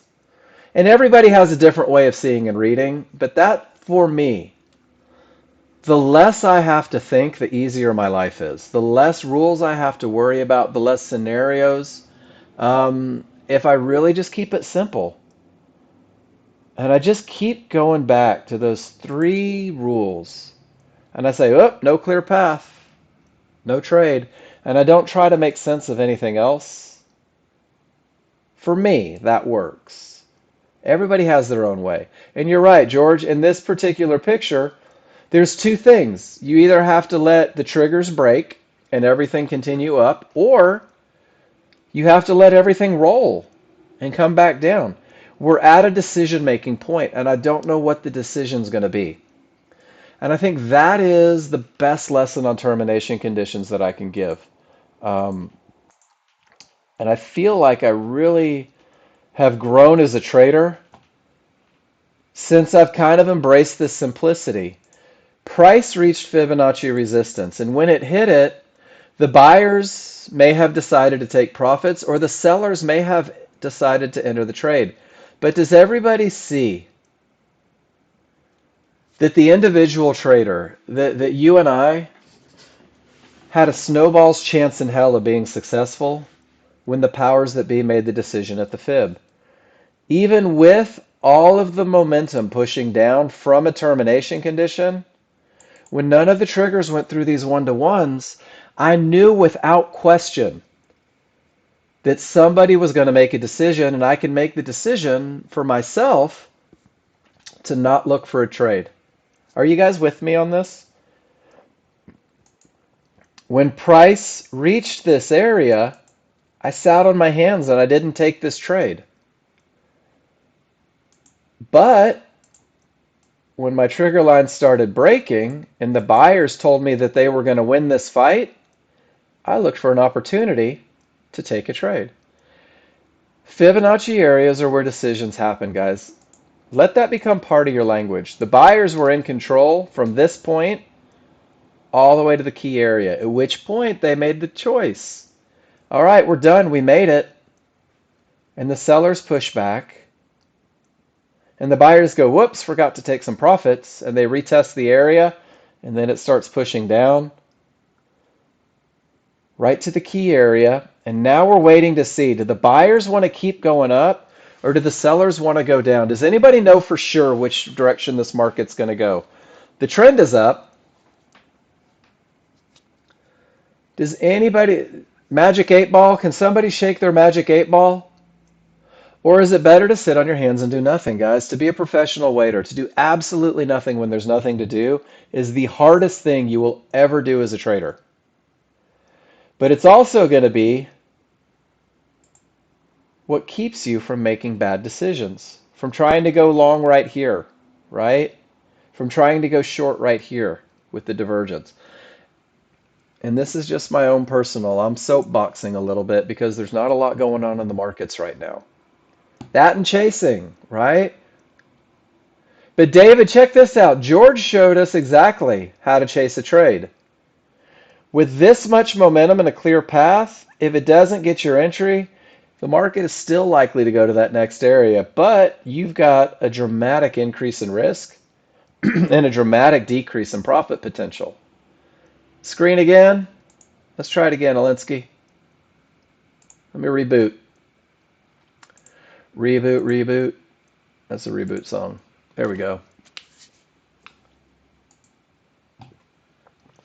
It broke, or it has the potential to break, right? 50-50 with the divergence. That's not a trade for a lot of people, and that's okay. Guys, this is a video watch list. This is weekend homework. If you want to study, there's a lot of amazing pictures on that one. A lot of amazing videos. I also want to share this. John Novak shared this with me. I want to share it with you guys. And I'll tell you, changed my life. It really did. This is called emotion-free trading, guys. But I'm at the tail end of it. If I go back up to the top. The secrets to emotion-free trading. Man, if you've got an hour and a half this weekend, There are things in this book that changed entirely the way. Reversal bar marker, Chef. Two things. I mean, it lets you know where the reversal bar is going to happen, right? And Chef will use it for the gap theory. For when price reaches an area. Whoops, let me get the gap theory picture up. And guys, really the gap theory, let me back up one line and go to the tutorial section real quick.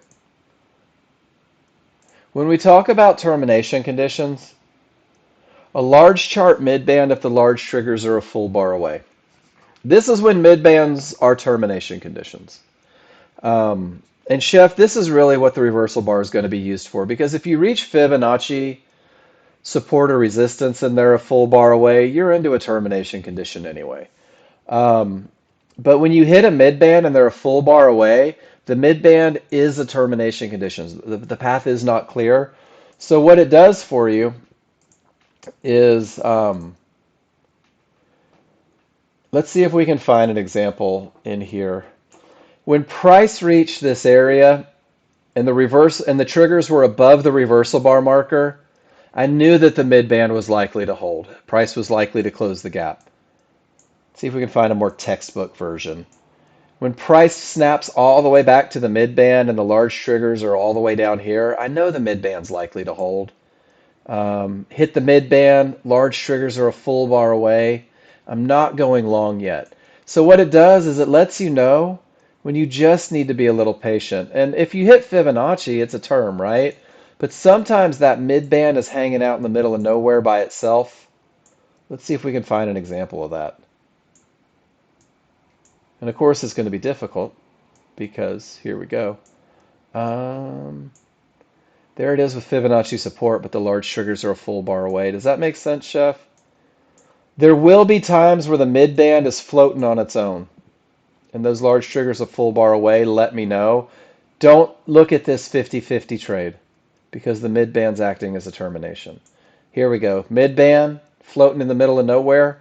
Large triggers were below the reversal bar marker, which means that there was room for a full bar, which means Nexgen users did not go long into this midband.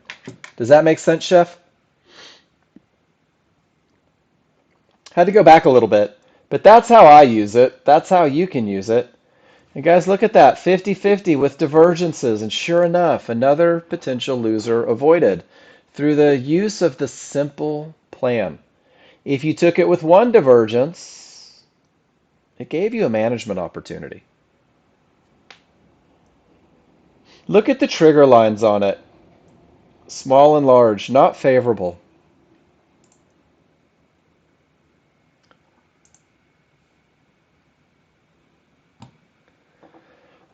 Paul, 50-50 trade. No divergence, good look. One divergence with really strong triggers, you're still willing to take it. Two divergences with really strong triggers gives you a shot. And then that third divergence kills the party.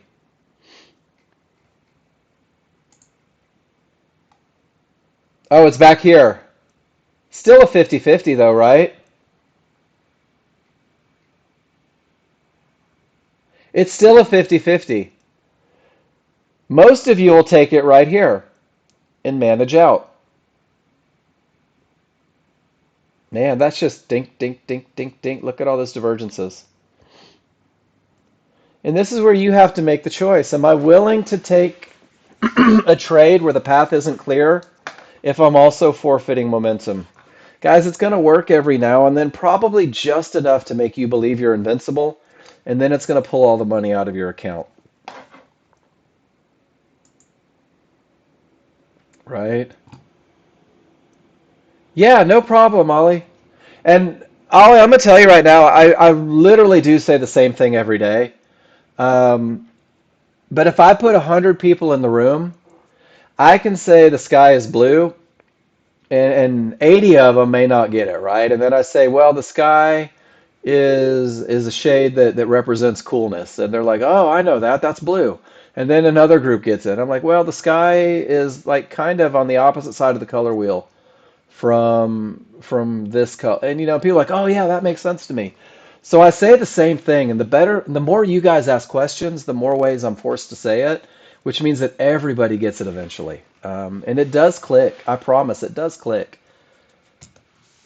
Sometimes it takes a day, and sometimes it takes 30 days, and sometimes everybody gets there at their own pace. Guys, don't force your pace at all. My smalls are down and my large are up. Guys, it's Friday in the market, and there's not much to do there. I reached a divergence low, and none of my triggers broke through. This is a termination condition. Look at the bounce. Isn't it amazing to know where the market is likely to stop? Do you guys ever just think about that in terms of advantages? To know that you shouldn't go long here, right? To know that you shouldn't go long here. To know that going short here is problematic. Crude has been straight lining. But with all this momentum, to understand that this is a trade that isn't likely to work, what an advantage. Or if you're in a trade, to know exactly where you should be taking profits.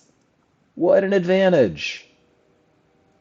All you have to do is go through and study for a while, and the advantages will become evident.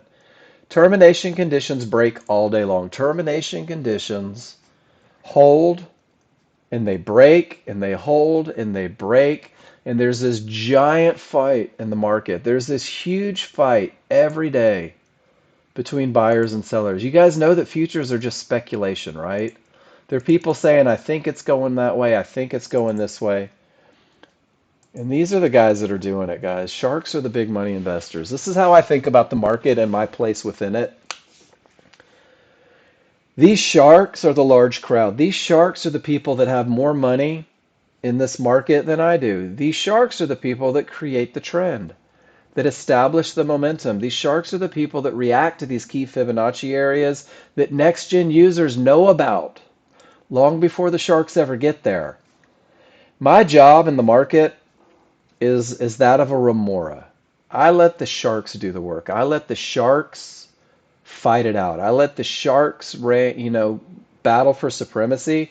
And when this guy gives me momentum, and this guy gives me a clear path, and this guy says that everything should keep going in that direction, and he eats a tuna, I'm going to take scraps. And it sounds ugly, right? Ooh, I'm just taking the scraps. But the reality is that if you let these guys do all the hard work and you simply sit on your hands and wait for the best of the best, trading becomes effortless. It becomes stress-free. It becomes that every time you enter the market, you have a statistical advantage. Gary, not a single trade so far. That's it. That's all we do. So guys, if you ever find yourself and you're like, man, I haven't had a trade yet, open up your charts. Go back and look for odds favorable, right? Look for odds favorable. Look for clear paths. Look for those tails. And let's just say on the S&P, I'm like, ooh, did I miss an opportunity here? Did I miss an opportunity to take a 50-50 trade from a good top here? Let's find out. Let's go back to the circle. Oh my goodness. I had two divergences. That breaks my rules. I didn't miss anything at all here. Well, what about this 50-50 from a good bottom? Whoops. Did I miss an opportunity here? Only one divergence on a 50-50 from a good bottom. Maybe that one fit my rules. I had to manage out. So what I can do is I can say to myself, I can say, you know what? I told myself that there weren't any opportunities today, but if I go back and study the day, if I go back and do historical study, can't I determine, Gary, you may have missed this one off a good top. Your whole window of opportunity is 2 lines wide. That might have been a great opportunity to get down to Fibonacci support. So I just go back and I look, was there anything here? And guys, by doing this, one thing it does is it allows you to go back and look at your rules being met or not met, static, right? Termination creates a full reversal, 50-50, pulls right back, one divergence. That might have been an opportunity for somebody if it fit your rules.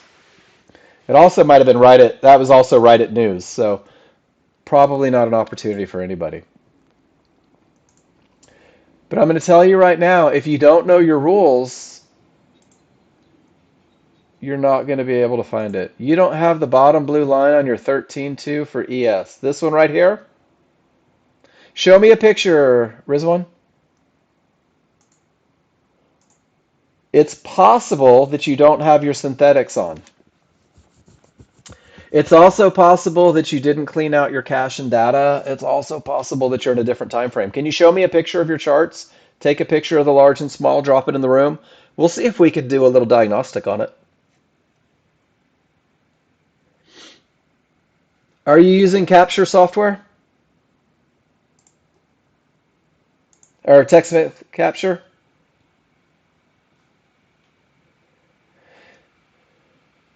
Because I'm more than happy to do a quick little tutorial if it helps. Um, this is for everybody. Guys, this is how we talk, right? So this is so important. Click that giant red capture button.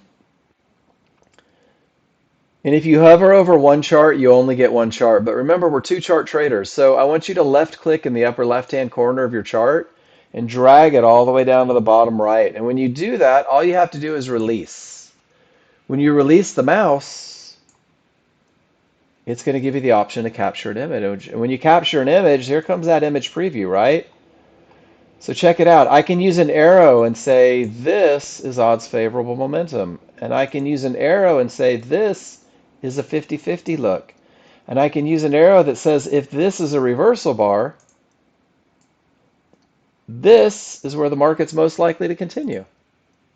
Solid. Let's see what you have, Rizwan. So you do have it on your small chart, but you're not running any synthetics on your large chart. The only fibs that you have on your large chart are the ones from the 13.2 itself. So let me show you how to rectify that. I don't have NinjaTrader 8 up, so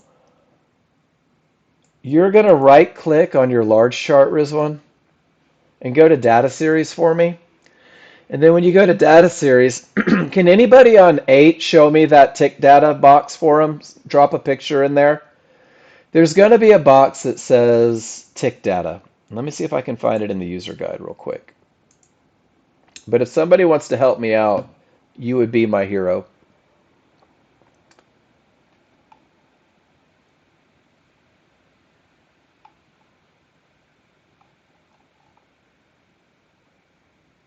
Um,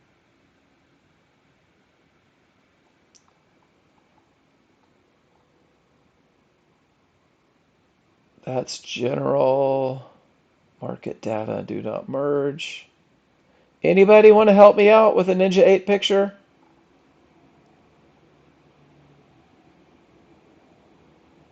Oh, thank you, Alex. Alex even gave us arrows. So right there on tick replay, when you right click, Rizwan, appreciate that, Alex. You want to make sure that that's checked. And what that's going to do for you, I'll show you how it works. So on your large chart, typically there's fibs from 3 time frames. The ones that go all the way off to the side like you had, those are native. Those are from the 13.2 chart. The really fat ones that stop printing where the color stops, these are from your 21.3. These are a higher time frame. And then the really skinny ones that stop printing, those come from your 5.1. And what happens and what John Novak has found over years and years of study is that by putting all of these areas onto your large chart, it gives you the best chance of success because they're all capable of terminating the trend. So when price reaches one of these key areas, It gives you the opportunity to go through that calculation on whether or not it's a termination condition. And then, guys, there's a 50-50 trade with divergence. What do your rules say about this trade? We have odds favorable, but we're not coming from a good top.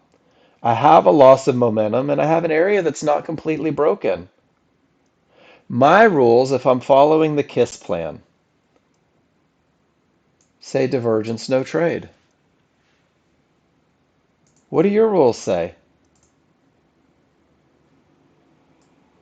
Do your rules say give it a shot because of strong triggers? Do your rules say take it and manage it assertively? Do your rules say it's not worth the risk?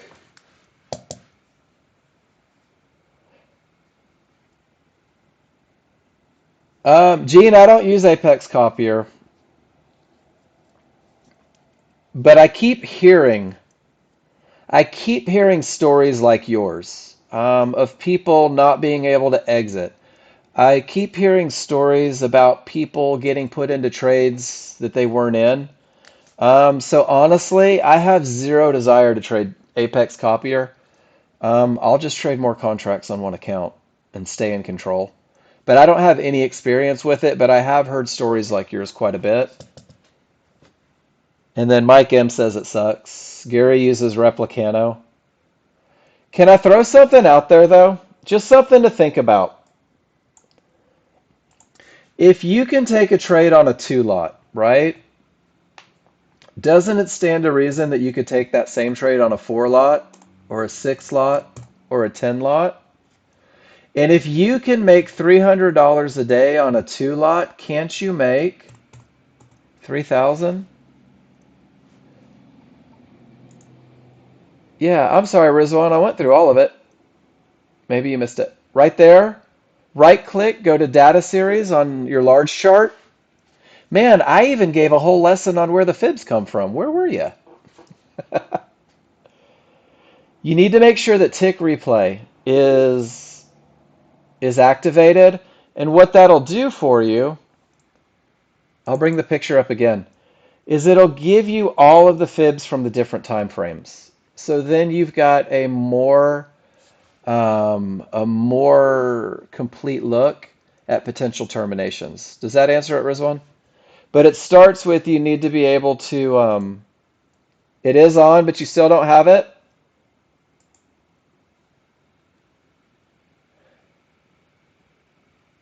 All right. And then now I have to do my admission of guilt, or not even of guilt, but my I have to admit, Rizwan, at this point that I need you to go to Jason and Tech because what takes me 30 minutes of trying to decipher will take him 2.5 minutes to get squared away for you. Um, I'm not a very good tech guy. I hate to admit that, but I'm not a very good tech guy. Alinsky says reload all historical data. There you go, Rizwan. Thanks, guys.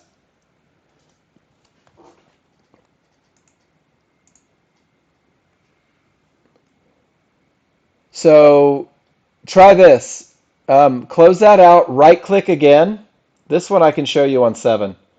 Right click again and do reload all historical data and see what that does for you.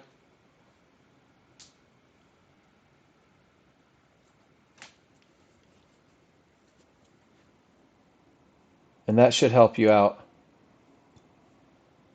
Awesome. Thank you, everybody. I'm telling you guys, it's a community. It really is. Psychologically, it's different to Eugene. That's okay. Yeah, Jason, I still use him. I have guilt every time I use him because he's y'all's, right? And some days I've just got to send him a message. I'm like, all right, Jason, I broke something, and he'll get on my computer in about 8 seconds. He's like, well, Mark, it turns out you are still an idiot. That's great.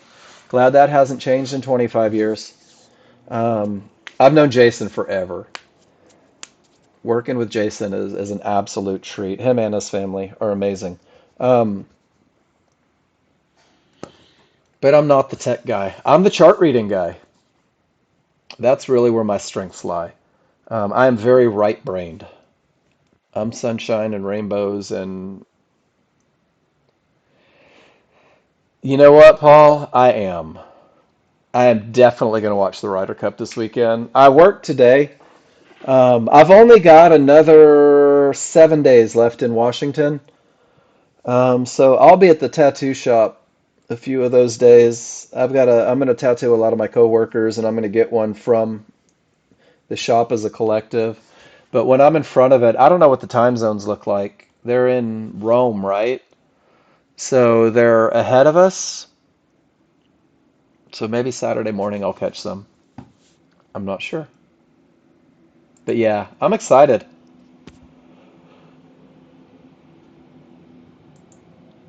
Gary says pivot stop outs a termination. The smalls are just barely eking through, and Gary says, man, I'm going long. Here it comes. I'm going to take a pullback to support inside of favorable large triggers. Guys, I try to never put juju on anybody's trades. I try to never um, do anything other than just talk about advantages and disadvantages. And Jason would never say anything bad about anyone. You should never say anything bad about anyone. He'll pick on me, Joel. Jason and I, true story, before he ever worked for John, before I ever worked in John, Jason and I met each other in the restaurant business. We worked for the same restaurant. Um, and then, true story, John Novak came through and cleaned out half the staff and hired him. And Jason is amazing with tech. And John said, "Guess what? You're my new tech guy." And if you've been around for a while, he took one of my bartenders and turned him into, he used to teach the room back in the day, Jeremy. And there were a lot of people that came. Chris, one of the other tech guys, came from the Tex-Mex restaurant we worked for. So John went through and stole a lot of people. I've known Jason a long time. If they ever need a chef, tell you what, chef, where are you located? Maybe we'll just come have dinner one day. What kind of food you cook? Like, you have a specialty? You're in North Carolina? I like it. Careful, I think Ron's in North Carolina. I'll tell you what, having a friend that's a chef is amazing. One of my best friends in the world is unbelievable. He's owned a couple restaurants, and it's just when you have a friend that's a chef, you really begin to appreciate how great food can be. It goes from just nourishment to an experience every time you eat. Puerto Rican and Italian, oh, that would be amazing. Little ropa vieja with a red sauce. I sure will, Tony. No, that's okay. Let's do it. We're at that point, right, where we're just talking about it. We're just chatting, guys. So let's do that. Let's talk about NASDAQ trading. For you guys that want to be here. And guys, I'm going to say a couple things about NASDAQ trading, and I say it every time before I go through it. You couldn't get a chicken fried steak in Alabama? Oh, that's just sad, Joel.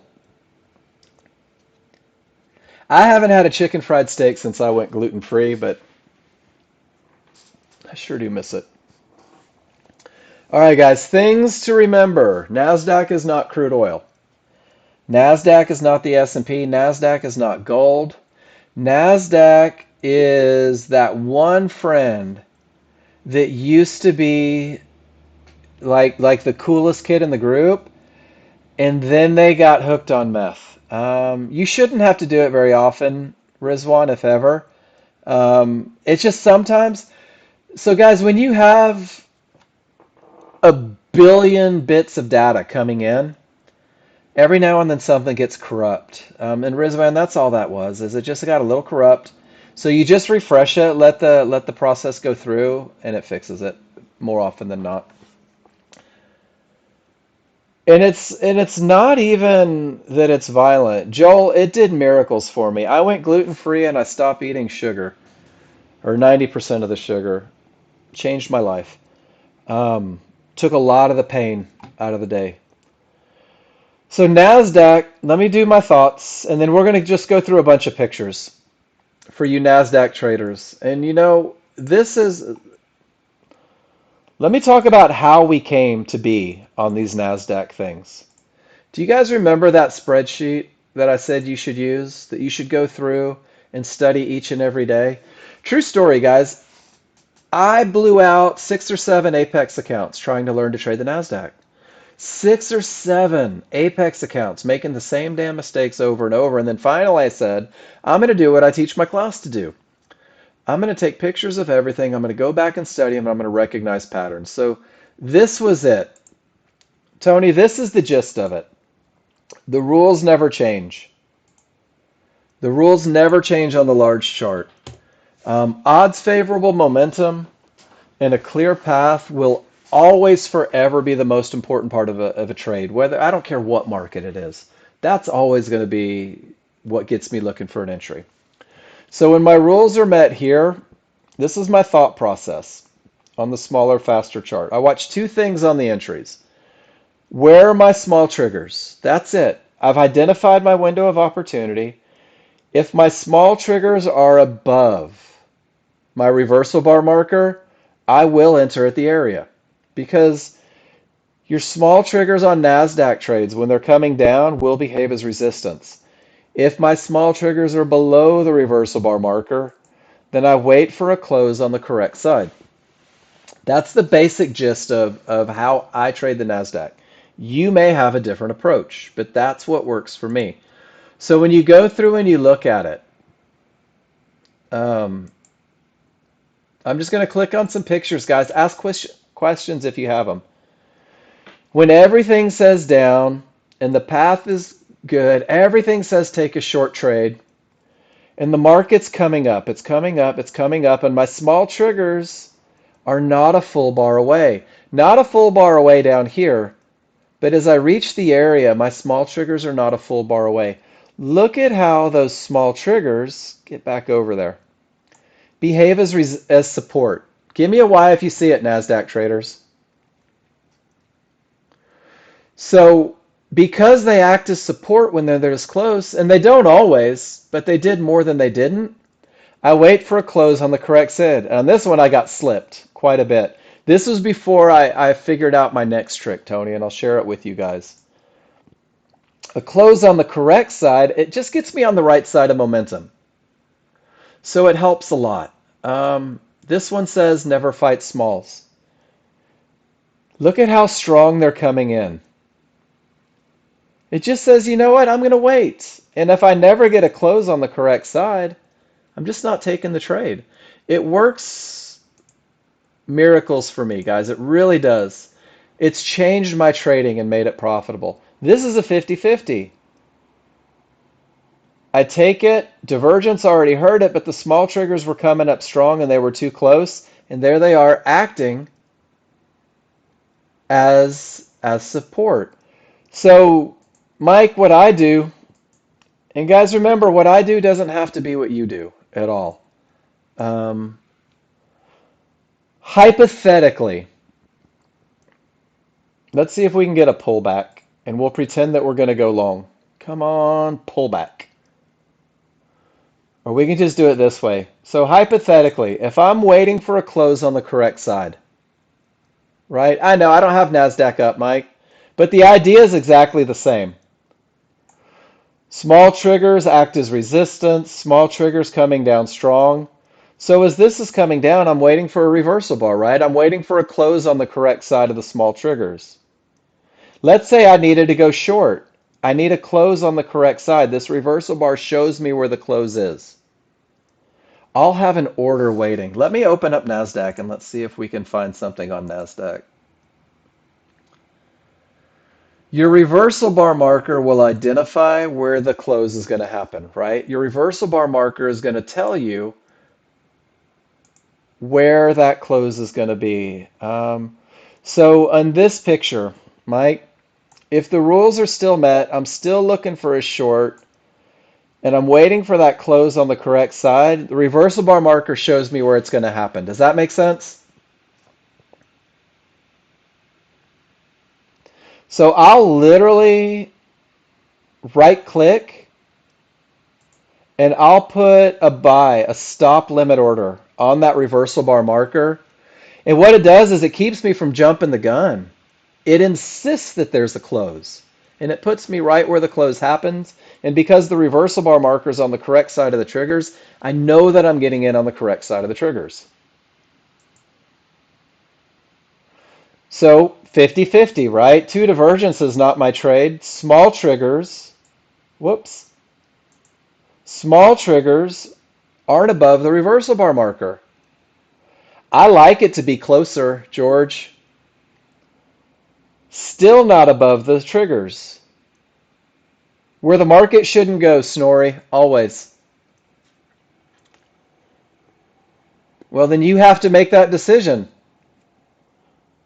But watch this. So if I wait for the close on the reversal bar, now we're coming through. Rules still met. Now see how the reversal bar marker is above?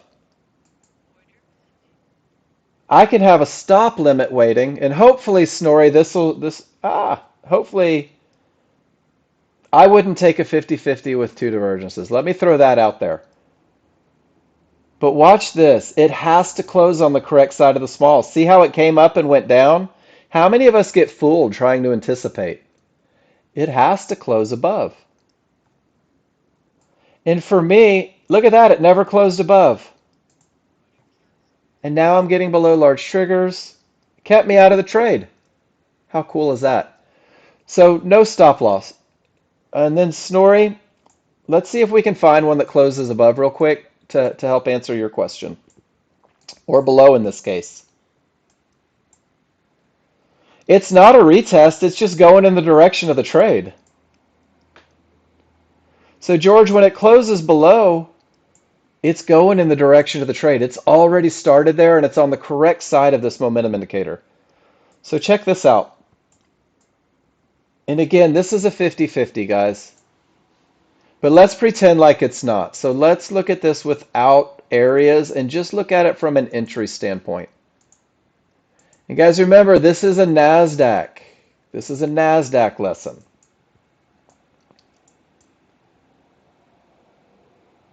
Oops, I put the wrong chart on there. Everything says down, the path is clear, and I'm looking for a short trade. Is everybody cool with that? And the market starts coming up, and you can't see the reversal bar marker after the fact, but it still hasn't gotten to the area. When the price finally gets to the area that I'm looking to trade from, see how the small triggers weren't a full bar away and they act as support? Give me a Y if that makes sense. So at this point, I'm waiting for a close on the correct side. And it comes up, and I haven't gotten it, which is cool because if it happens all the way down here, my stop still has to go where the market shouldn't. Does that make sense, Snorri?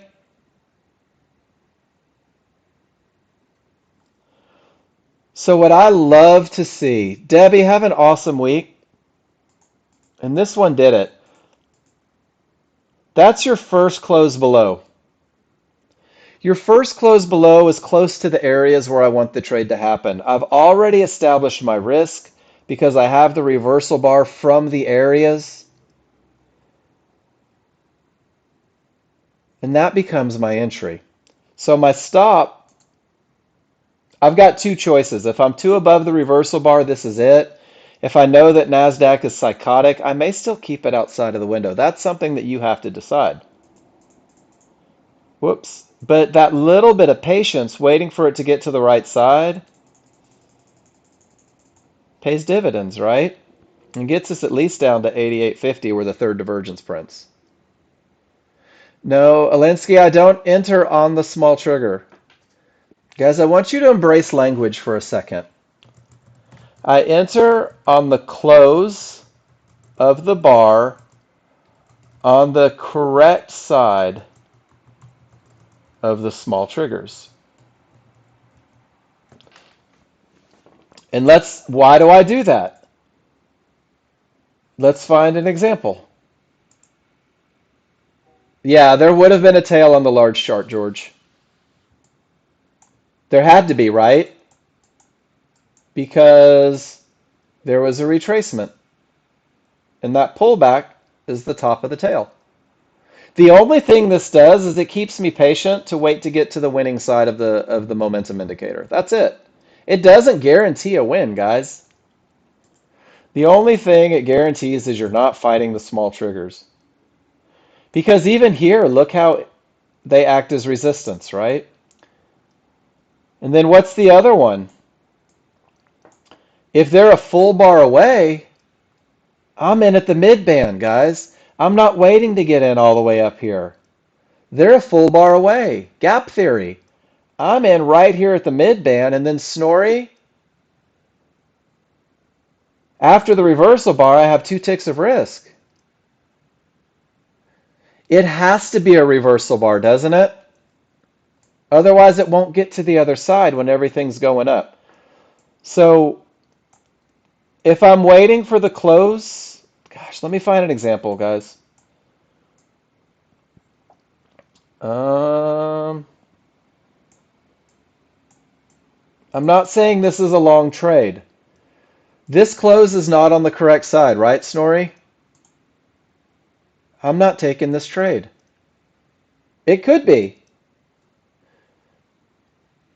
So then you have to ask yourself, is the risk cool? Are you cool with the risk? So check it out. 50-50, one divergence. Look how the triggers were close, and look how the triggers behave as support. This is why I never try to anticipate it, guys. I never try to anticipate a close on the correct side because this happens a lot. And then what if the close on the correct side means that I have $300 worth of risk? Snorri, are you willing to take $300 worth of risk on a 50-50 trade?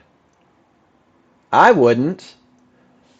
No way in hell. This is too far for me to manage. I don't want to take that trade. I'm willing to miss it. Have you guys ever thought about that? Are you willing to miss a trade? Are you willing to be okay with the trade going without you? In this case, all day long, guys, I want nothing to do with this trade. I don't want to be in it. Because for me, an 04 close and a 13 stop it's just too much. I'm not willing to do it. And since I said I'm not willing to do it, when it started coming back up to the areas again, my small triggers weren't a full bar away. What if it pulls up and I get a close on the correct side here, close to the areas in a manageable spot? Well, then maybe. Does that make sense, Snorri? It could be the second or third bar, or in this case, the 1, 2, 3, fourth bar. That's too much risk for me. But I'm a sissy. I'll tell you right now, guys, I am not an aggressive trader. I'm a very calm, calculated trader. So, Gene, 50-50, right? As it's coming back to support, triggers are strong. Second support, triggers are strong. Mid-band, triggers are strong. One-to-ones, holy smokes, there's a close on the correct side. What a great patience piece. And then if you took that trade, sure enough, victory. It has to be a reversal bar, Snorri, because if you don't get the close, it can't be a reversal bar, right? I never got the close here. This is what creates the tail. It literally just technically has to be a reversal bar. The first, oh, you want the first reversal bar on the correct side? What if it's not near the area? You have to decide whether or not risk is acceptable, right?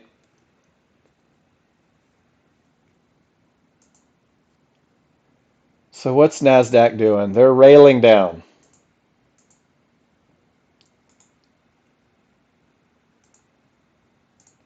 And don't put a 13.2 chart template on a 34.5. So we'll get this one up real quick, and maybe it'll give us a real life opportunity. We're always managing risk first, always managing risk first. So just because I get a close on the correct side, market's coming up. If you were looking for the short, small trigger said no, right? Here's my reversal bar, which means that if this bar is a reversal bar, it's still inside the triggers. So that went quick. That was your first close. Not saying it's a trade that you should take or shouldn't take, but that was your first close, and look how fast it happened. You're going to miss some. But this had the potential to behave as support. You could.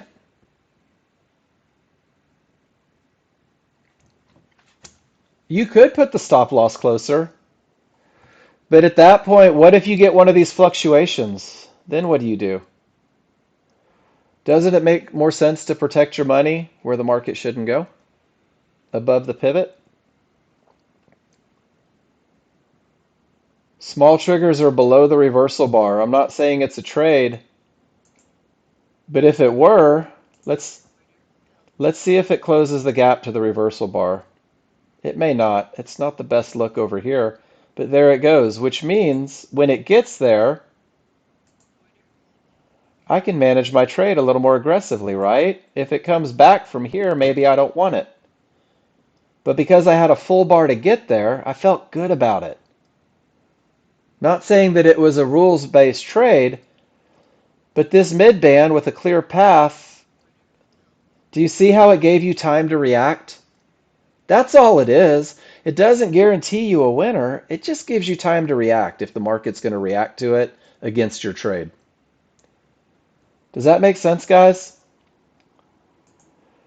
But then again, let me reiterate one more time. If you're not comfortable with your patterns to where you recognize them at a moment's notice, NASDAQ is a difficult market to trade. It really is. It's a tough market to trade because it does overrun.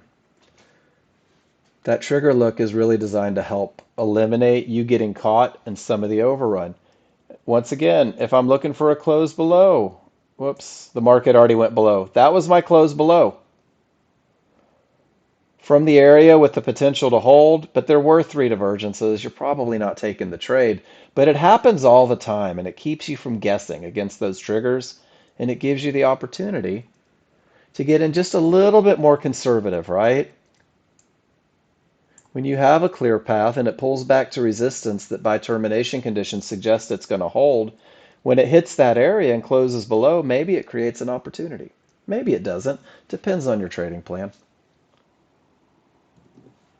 I hope that's helped for you guys. Tony, is that a little helpful? Does that help? Snorri, does it help? Guys, I'm not telling you to go trade the NASDAQ, but I'm saying that if you've made the decision that you want to be a NASDAQ trader, you might as well give yourself every advantage, right? And I'm going to tell you right now, I got smoked day after day after day after day until I finally put it all together. And since I put it all together, I'm trading the KISS plan, right? I'm keeping it simple. And because I'm keeping it simple, I'm not fighting trend. I'm not fighting momentum. I'm always trading with momentum. I'm always trading with the clear path. That did it for me, Tony. I went from 25 to 30 NASDAQ trades. I typically take 5 to 10 trades a day. I watch the NASDAQ and I watch crude oil because they move differently. The S&P and the NASDAQ move very similar. And if you're watching two markets that move similar, the chances of you missing something or feeling left out kind of go exponentially, right? You're like, oh my gosh, I was watching the S&P and then I went to the NASDAQ and they're doing the same damn thing and I missed both. Let me go create a trade. I want to share this for you guys on the journey. 6 signs that you're maturing as a trader. Number 1 is that you manage risk before you ever manage reward. Next-gen users, you manage risk through understanding where the market is likely to stop. You manage risk through having the advantage of momentum. You manage risk through having areas where the market is most likely to continue. And then when you take the entry that gives you the least amount of risk, you start to manage your reward. Guys, if you find yourself doing this asking yourself, where do my stops go before you ever start counting the money that you don't have, you're maturing. If you're completely relaxed when you're making trades, it means that you trust your rules. It means that you have a plan that you have done the study and proven wins more than it loses. And because you've done that, you're pretty calm getting into a trades. Guys, I used to get sweaty palms and I would take a trade and it was actually pretty funny. I'm doing this and I'm doing this and I'm doing that and I'm like, "Oh my gosh, I'm going long. Let me give it more room to get to the fib." Does anyone else has anyone else ever done that? Yeah, or you have enough money to set on fire. I did a lot of that.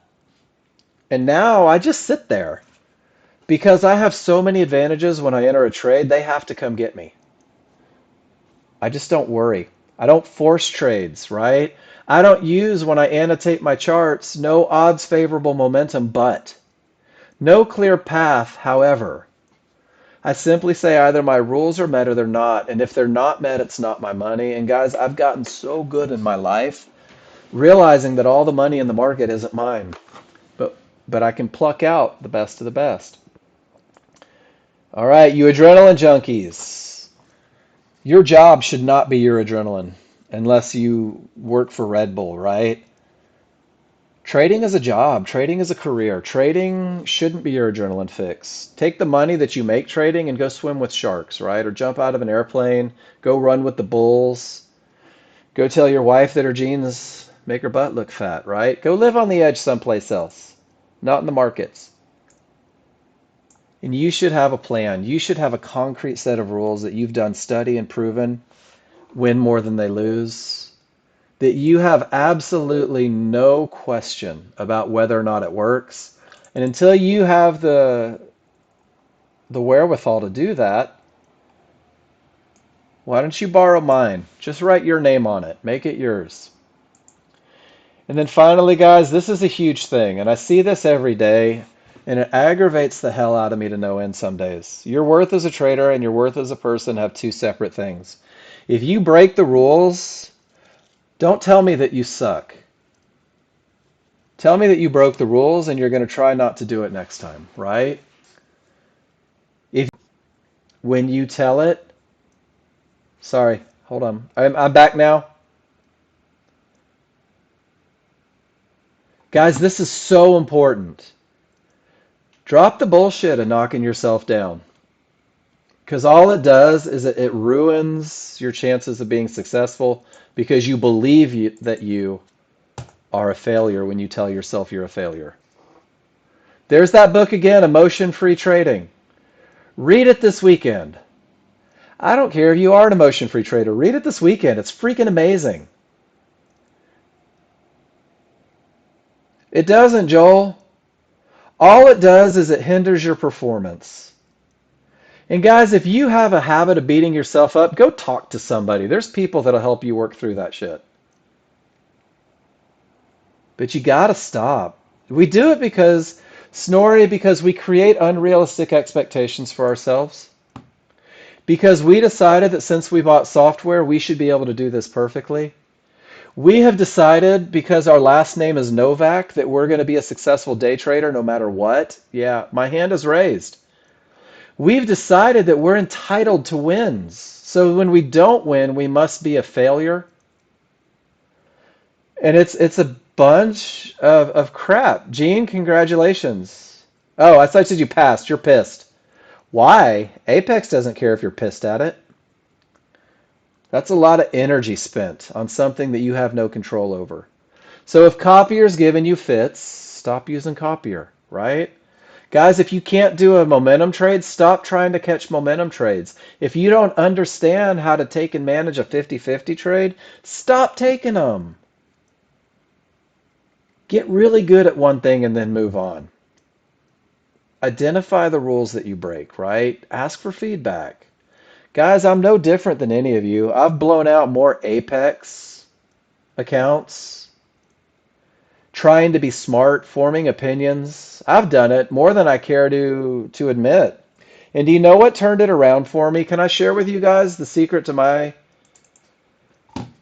getting funded? The secret to my consistency? It's this stupid plan that I give you every day that makes you guys feel like you're being harnessed.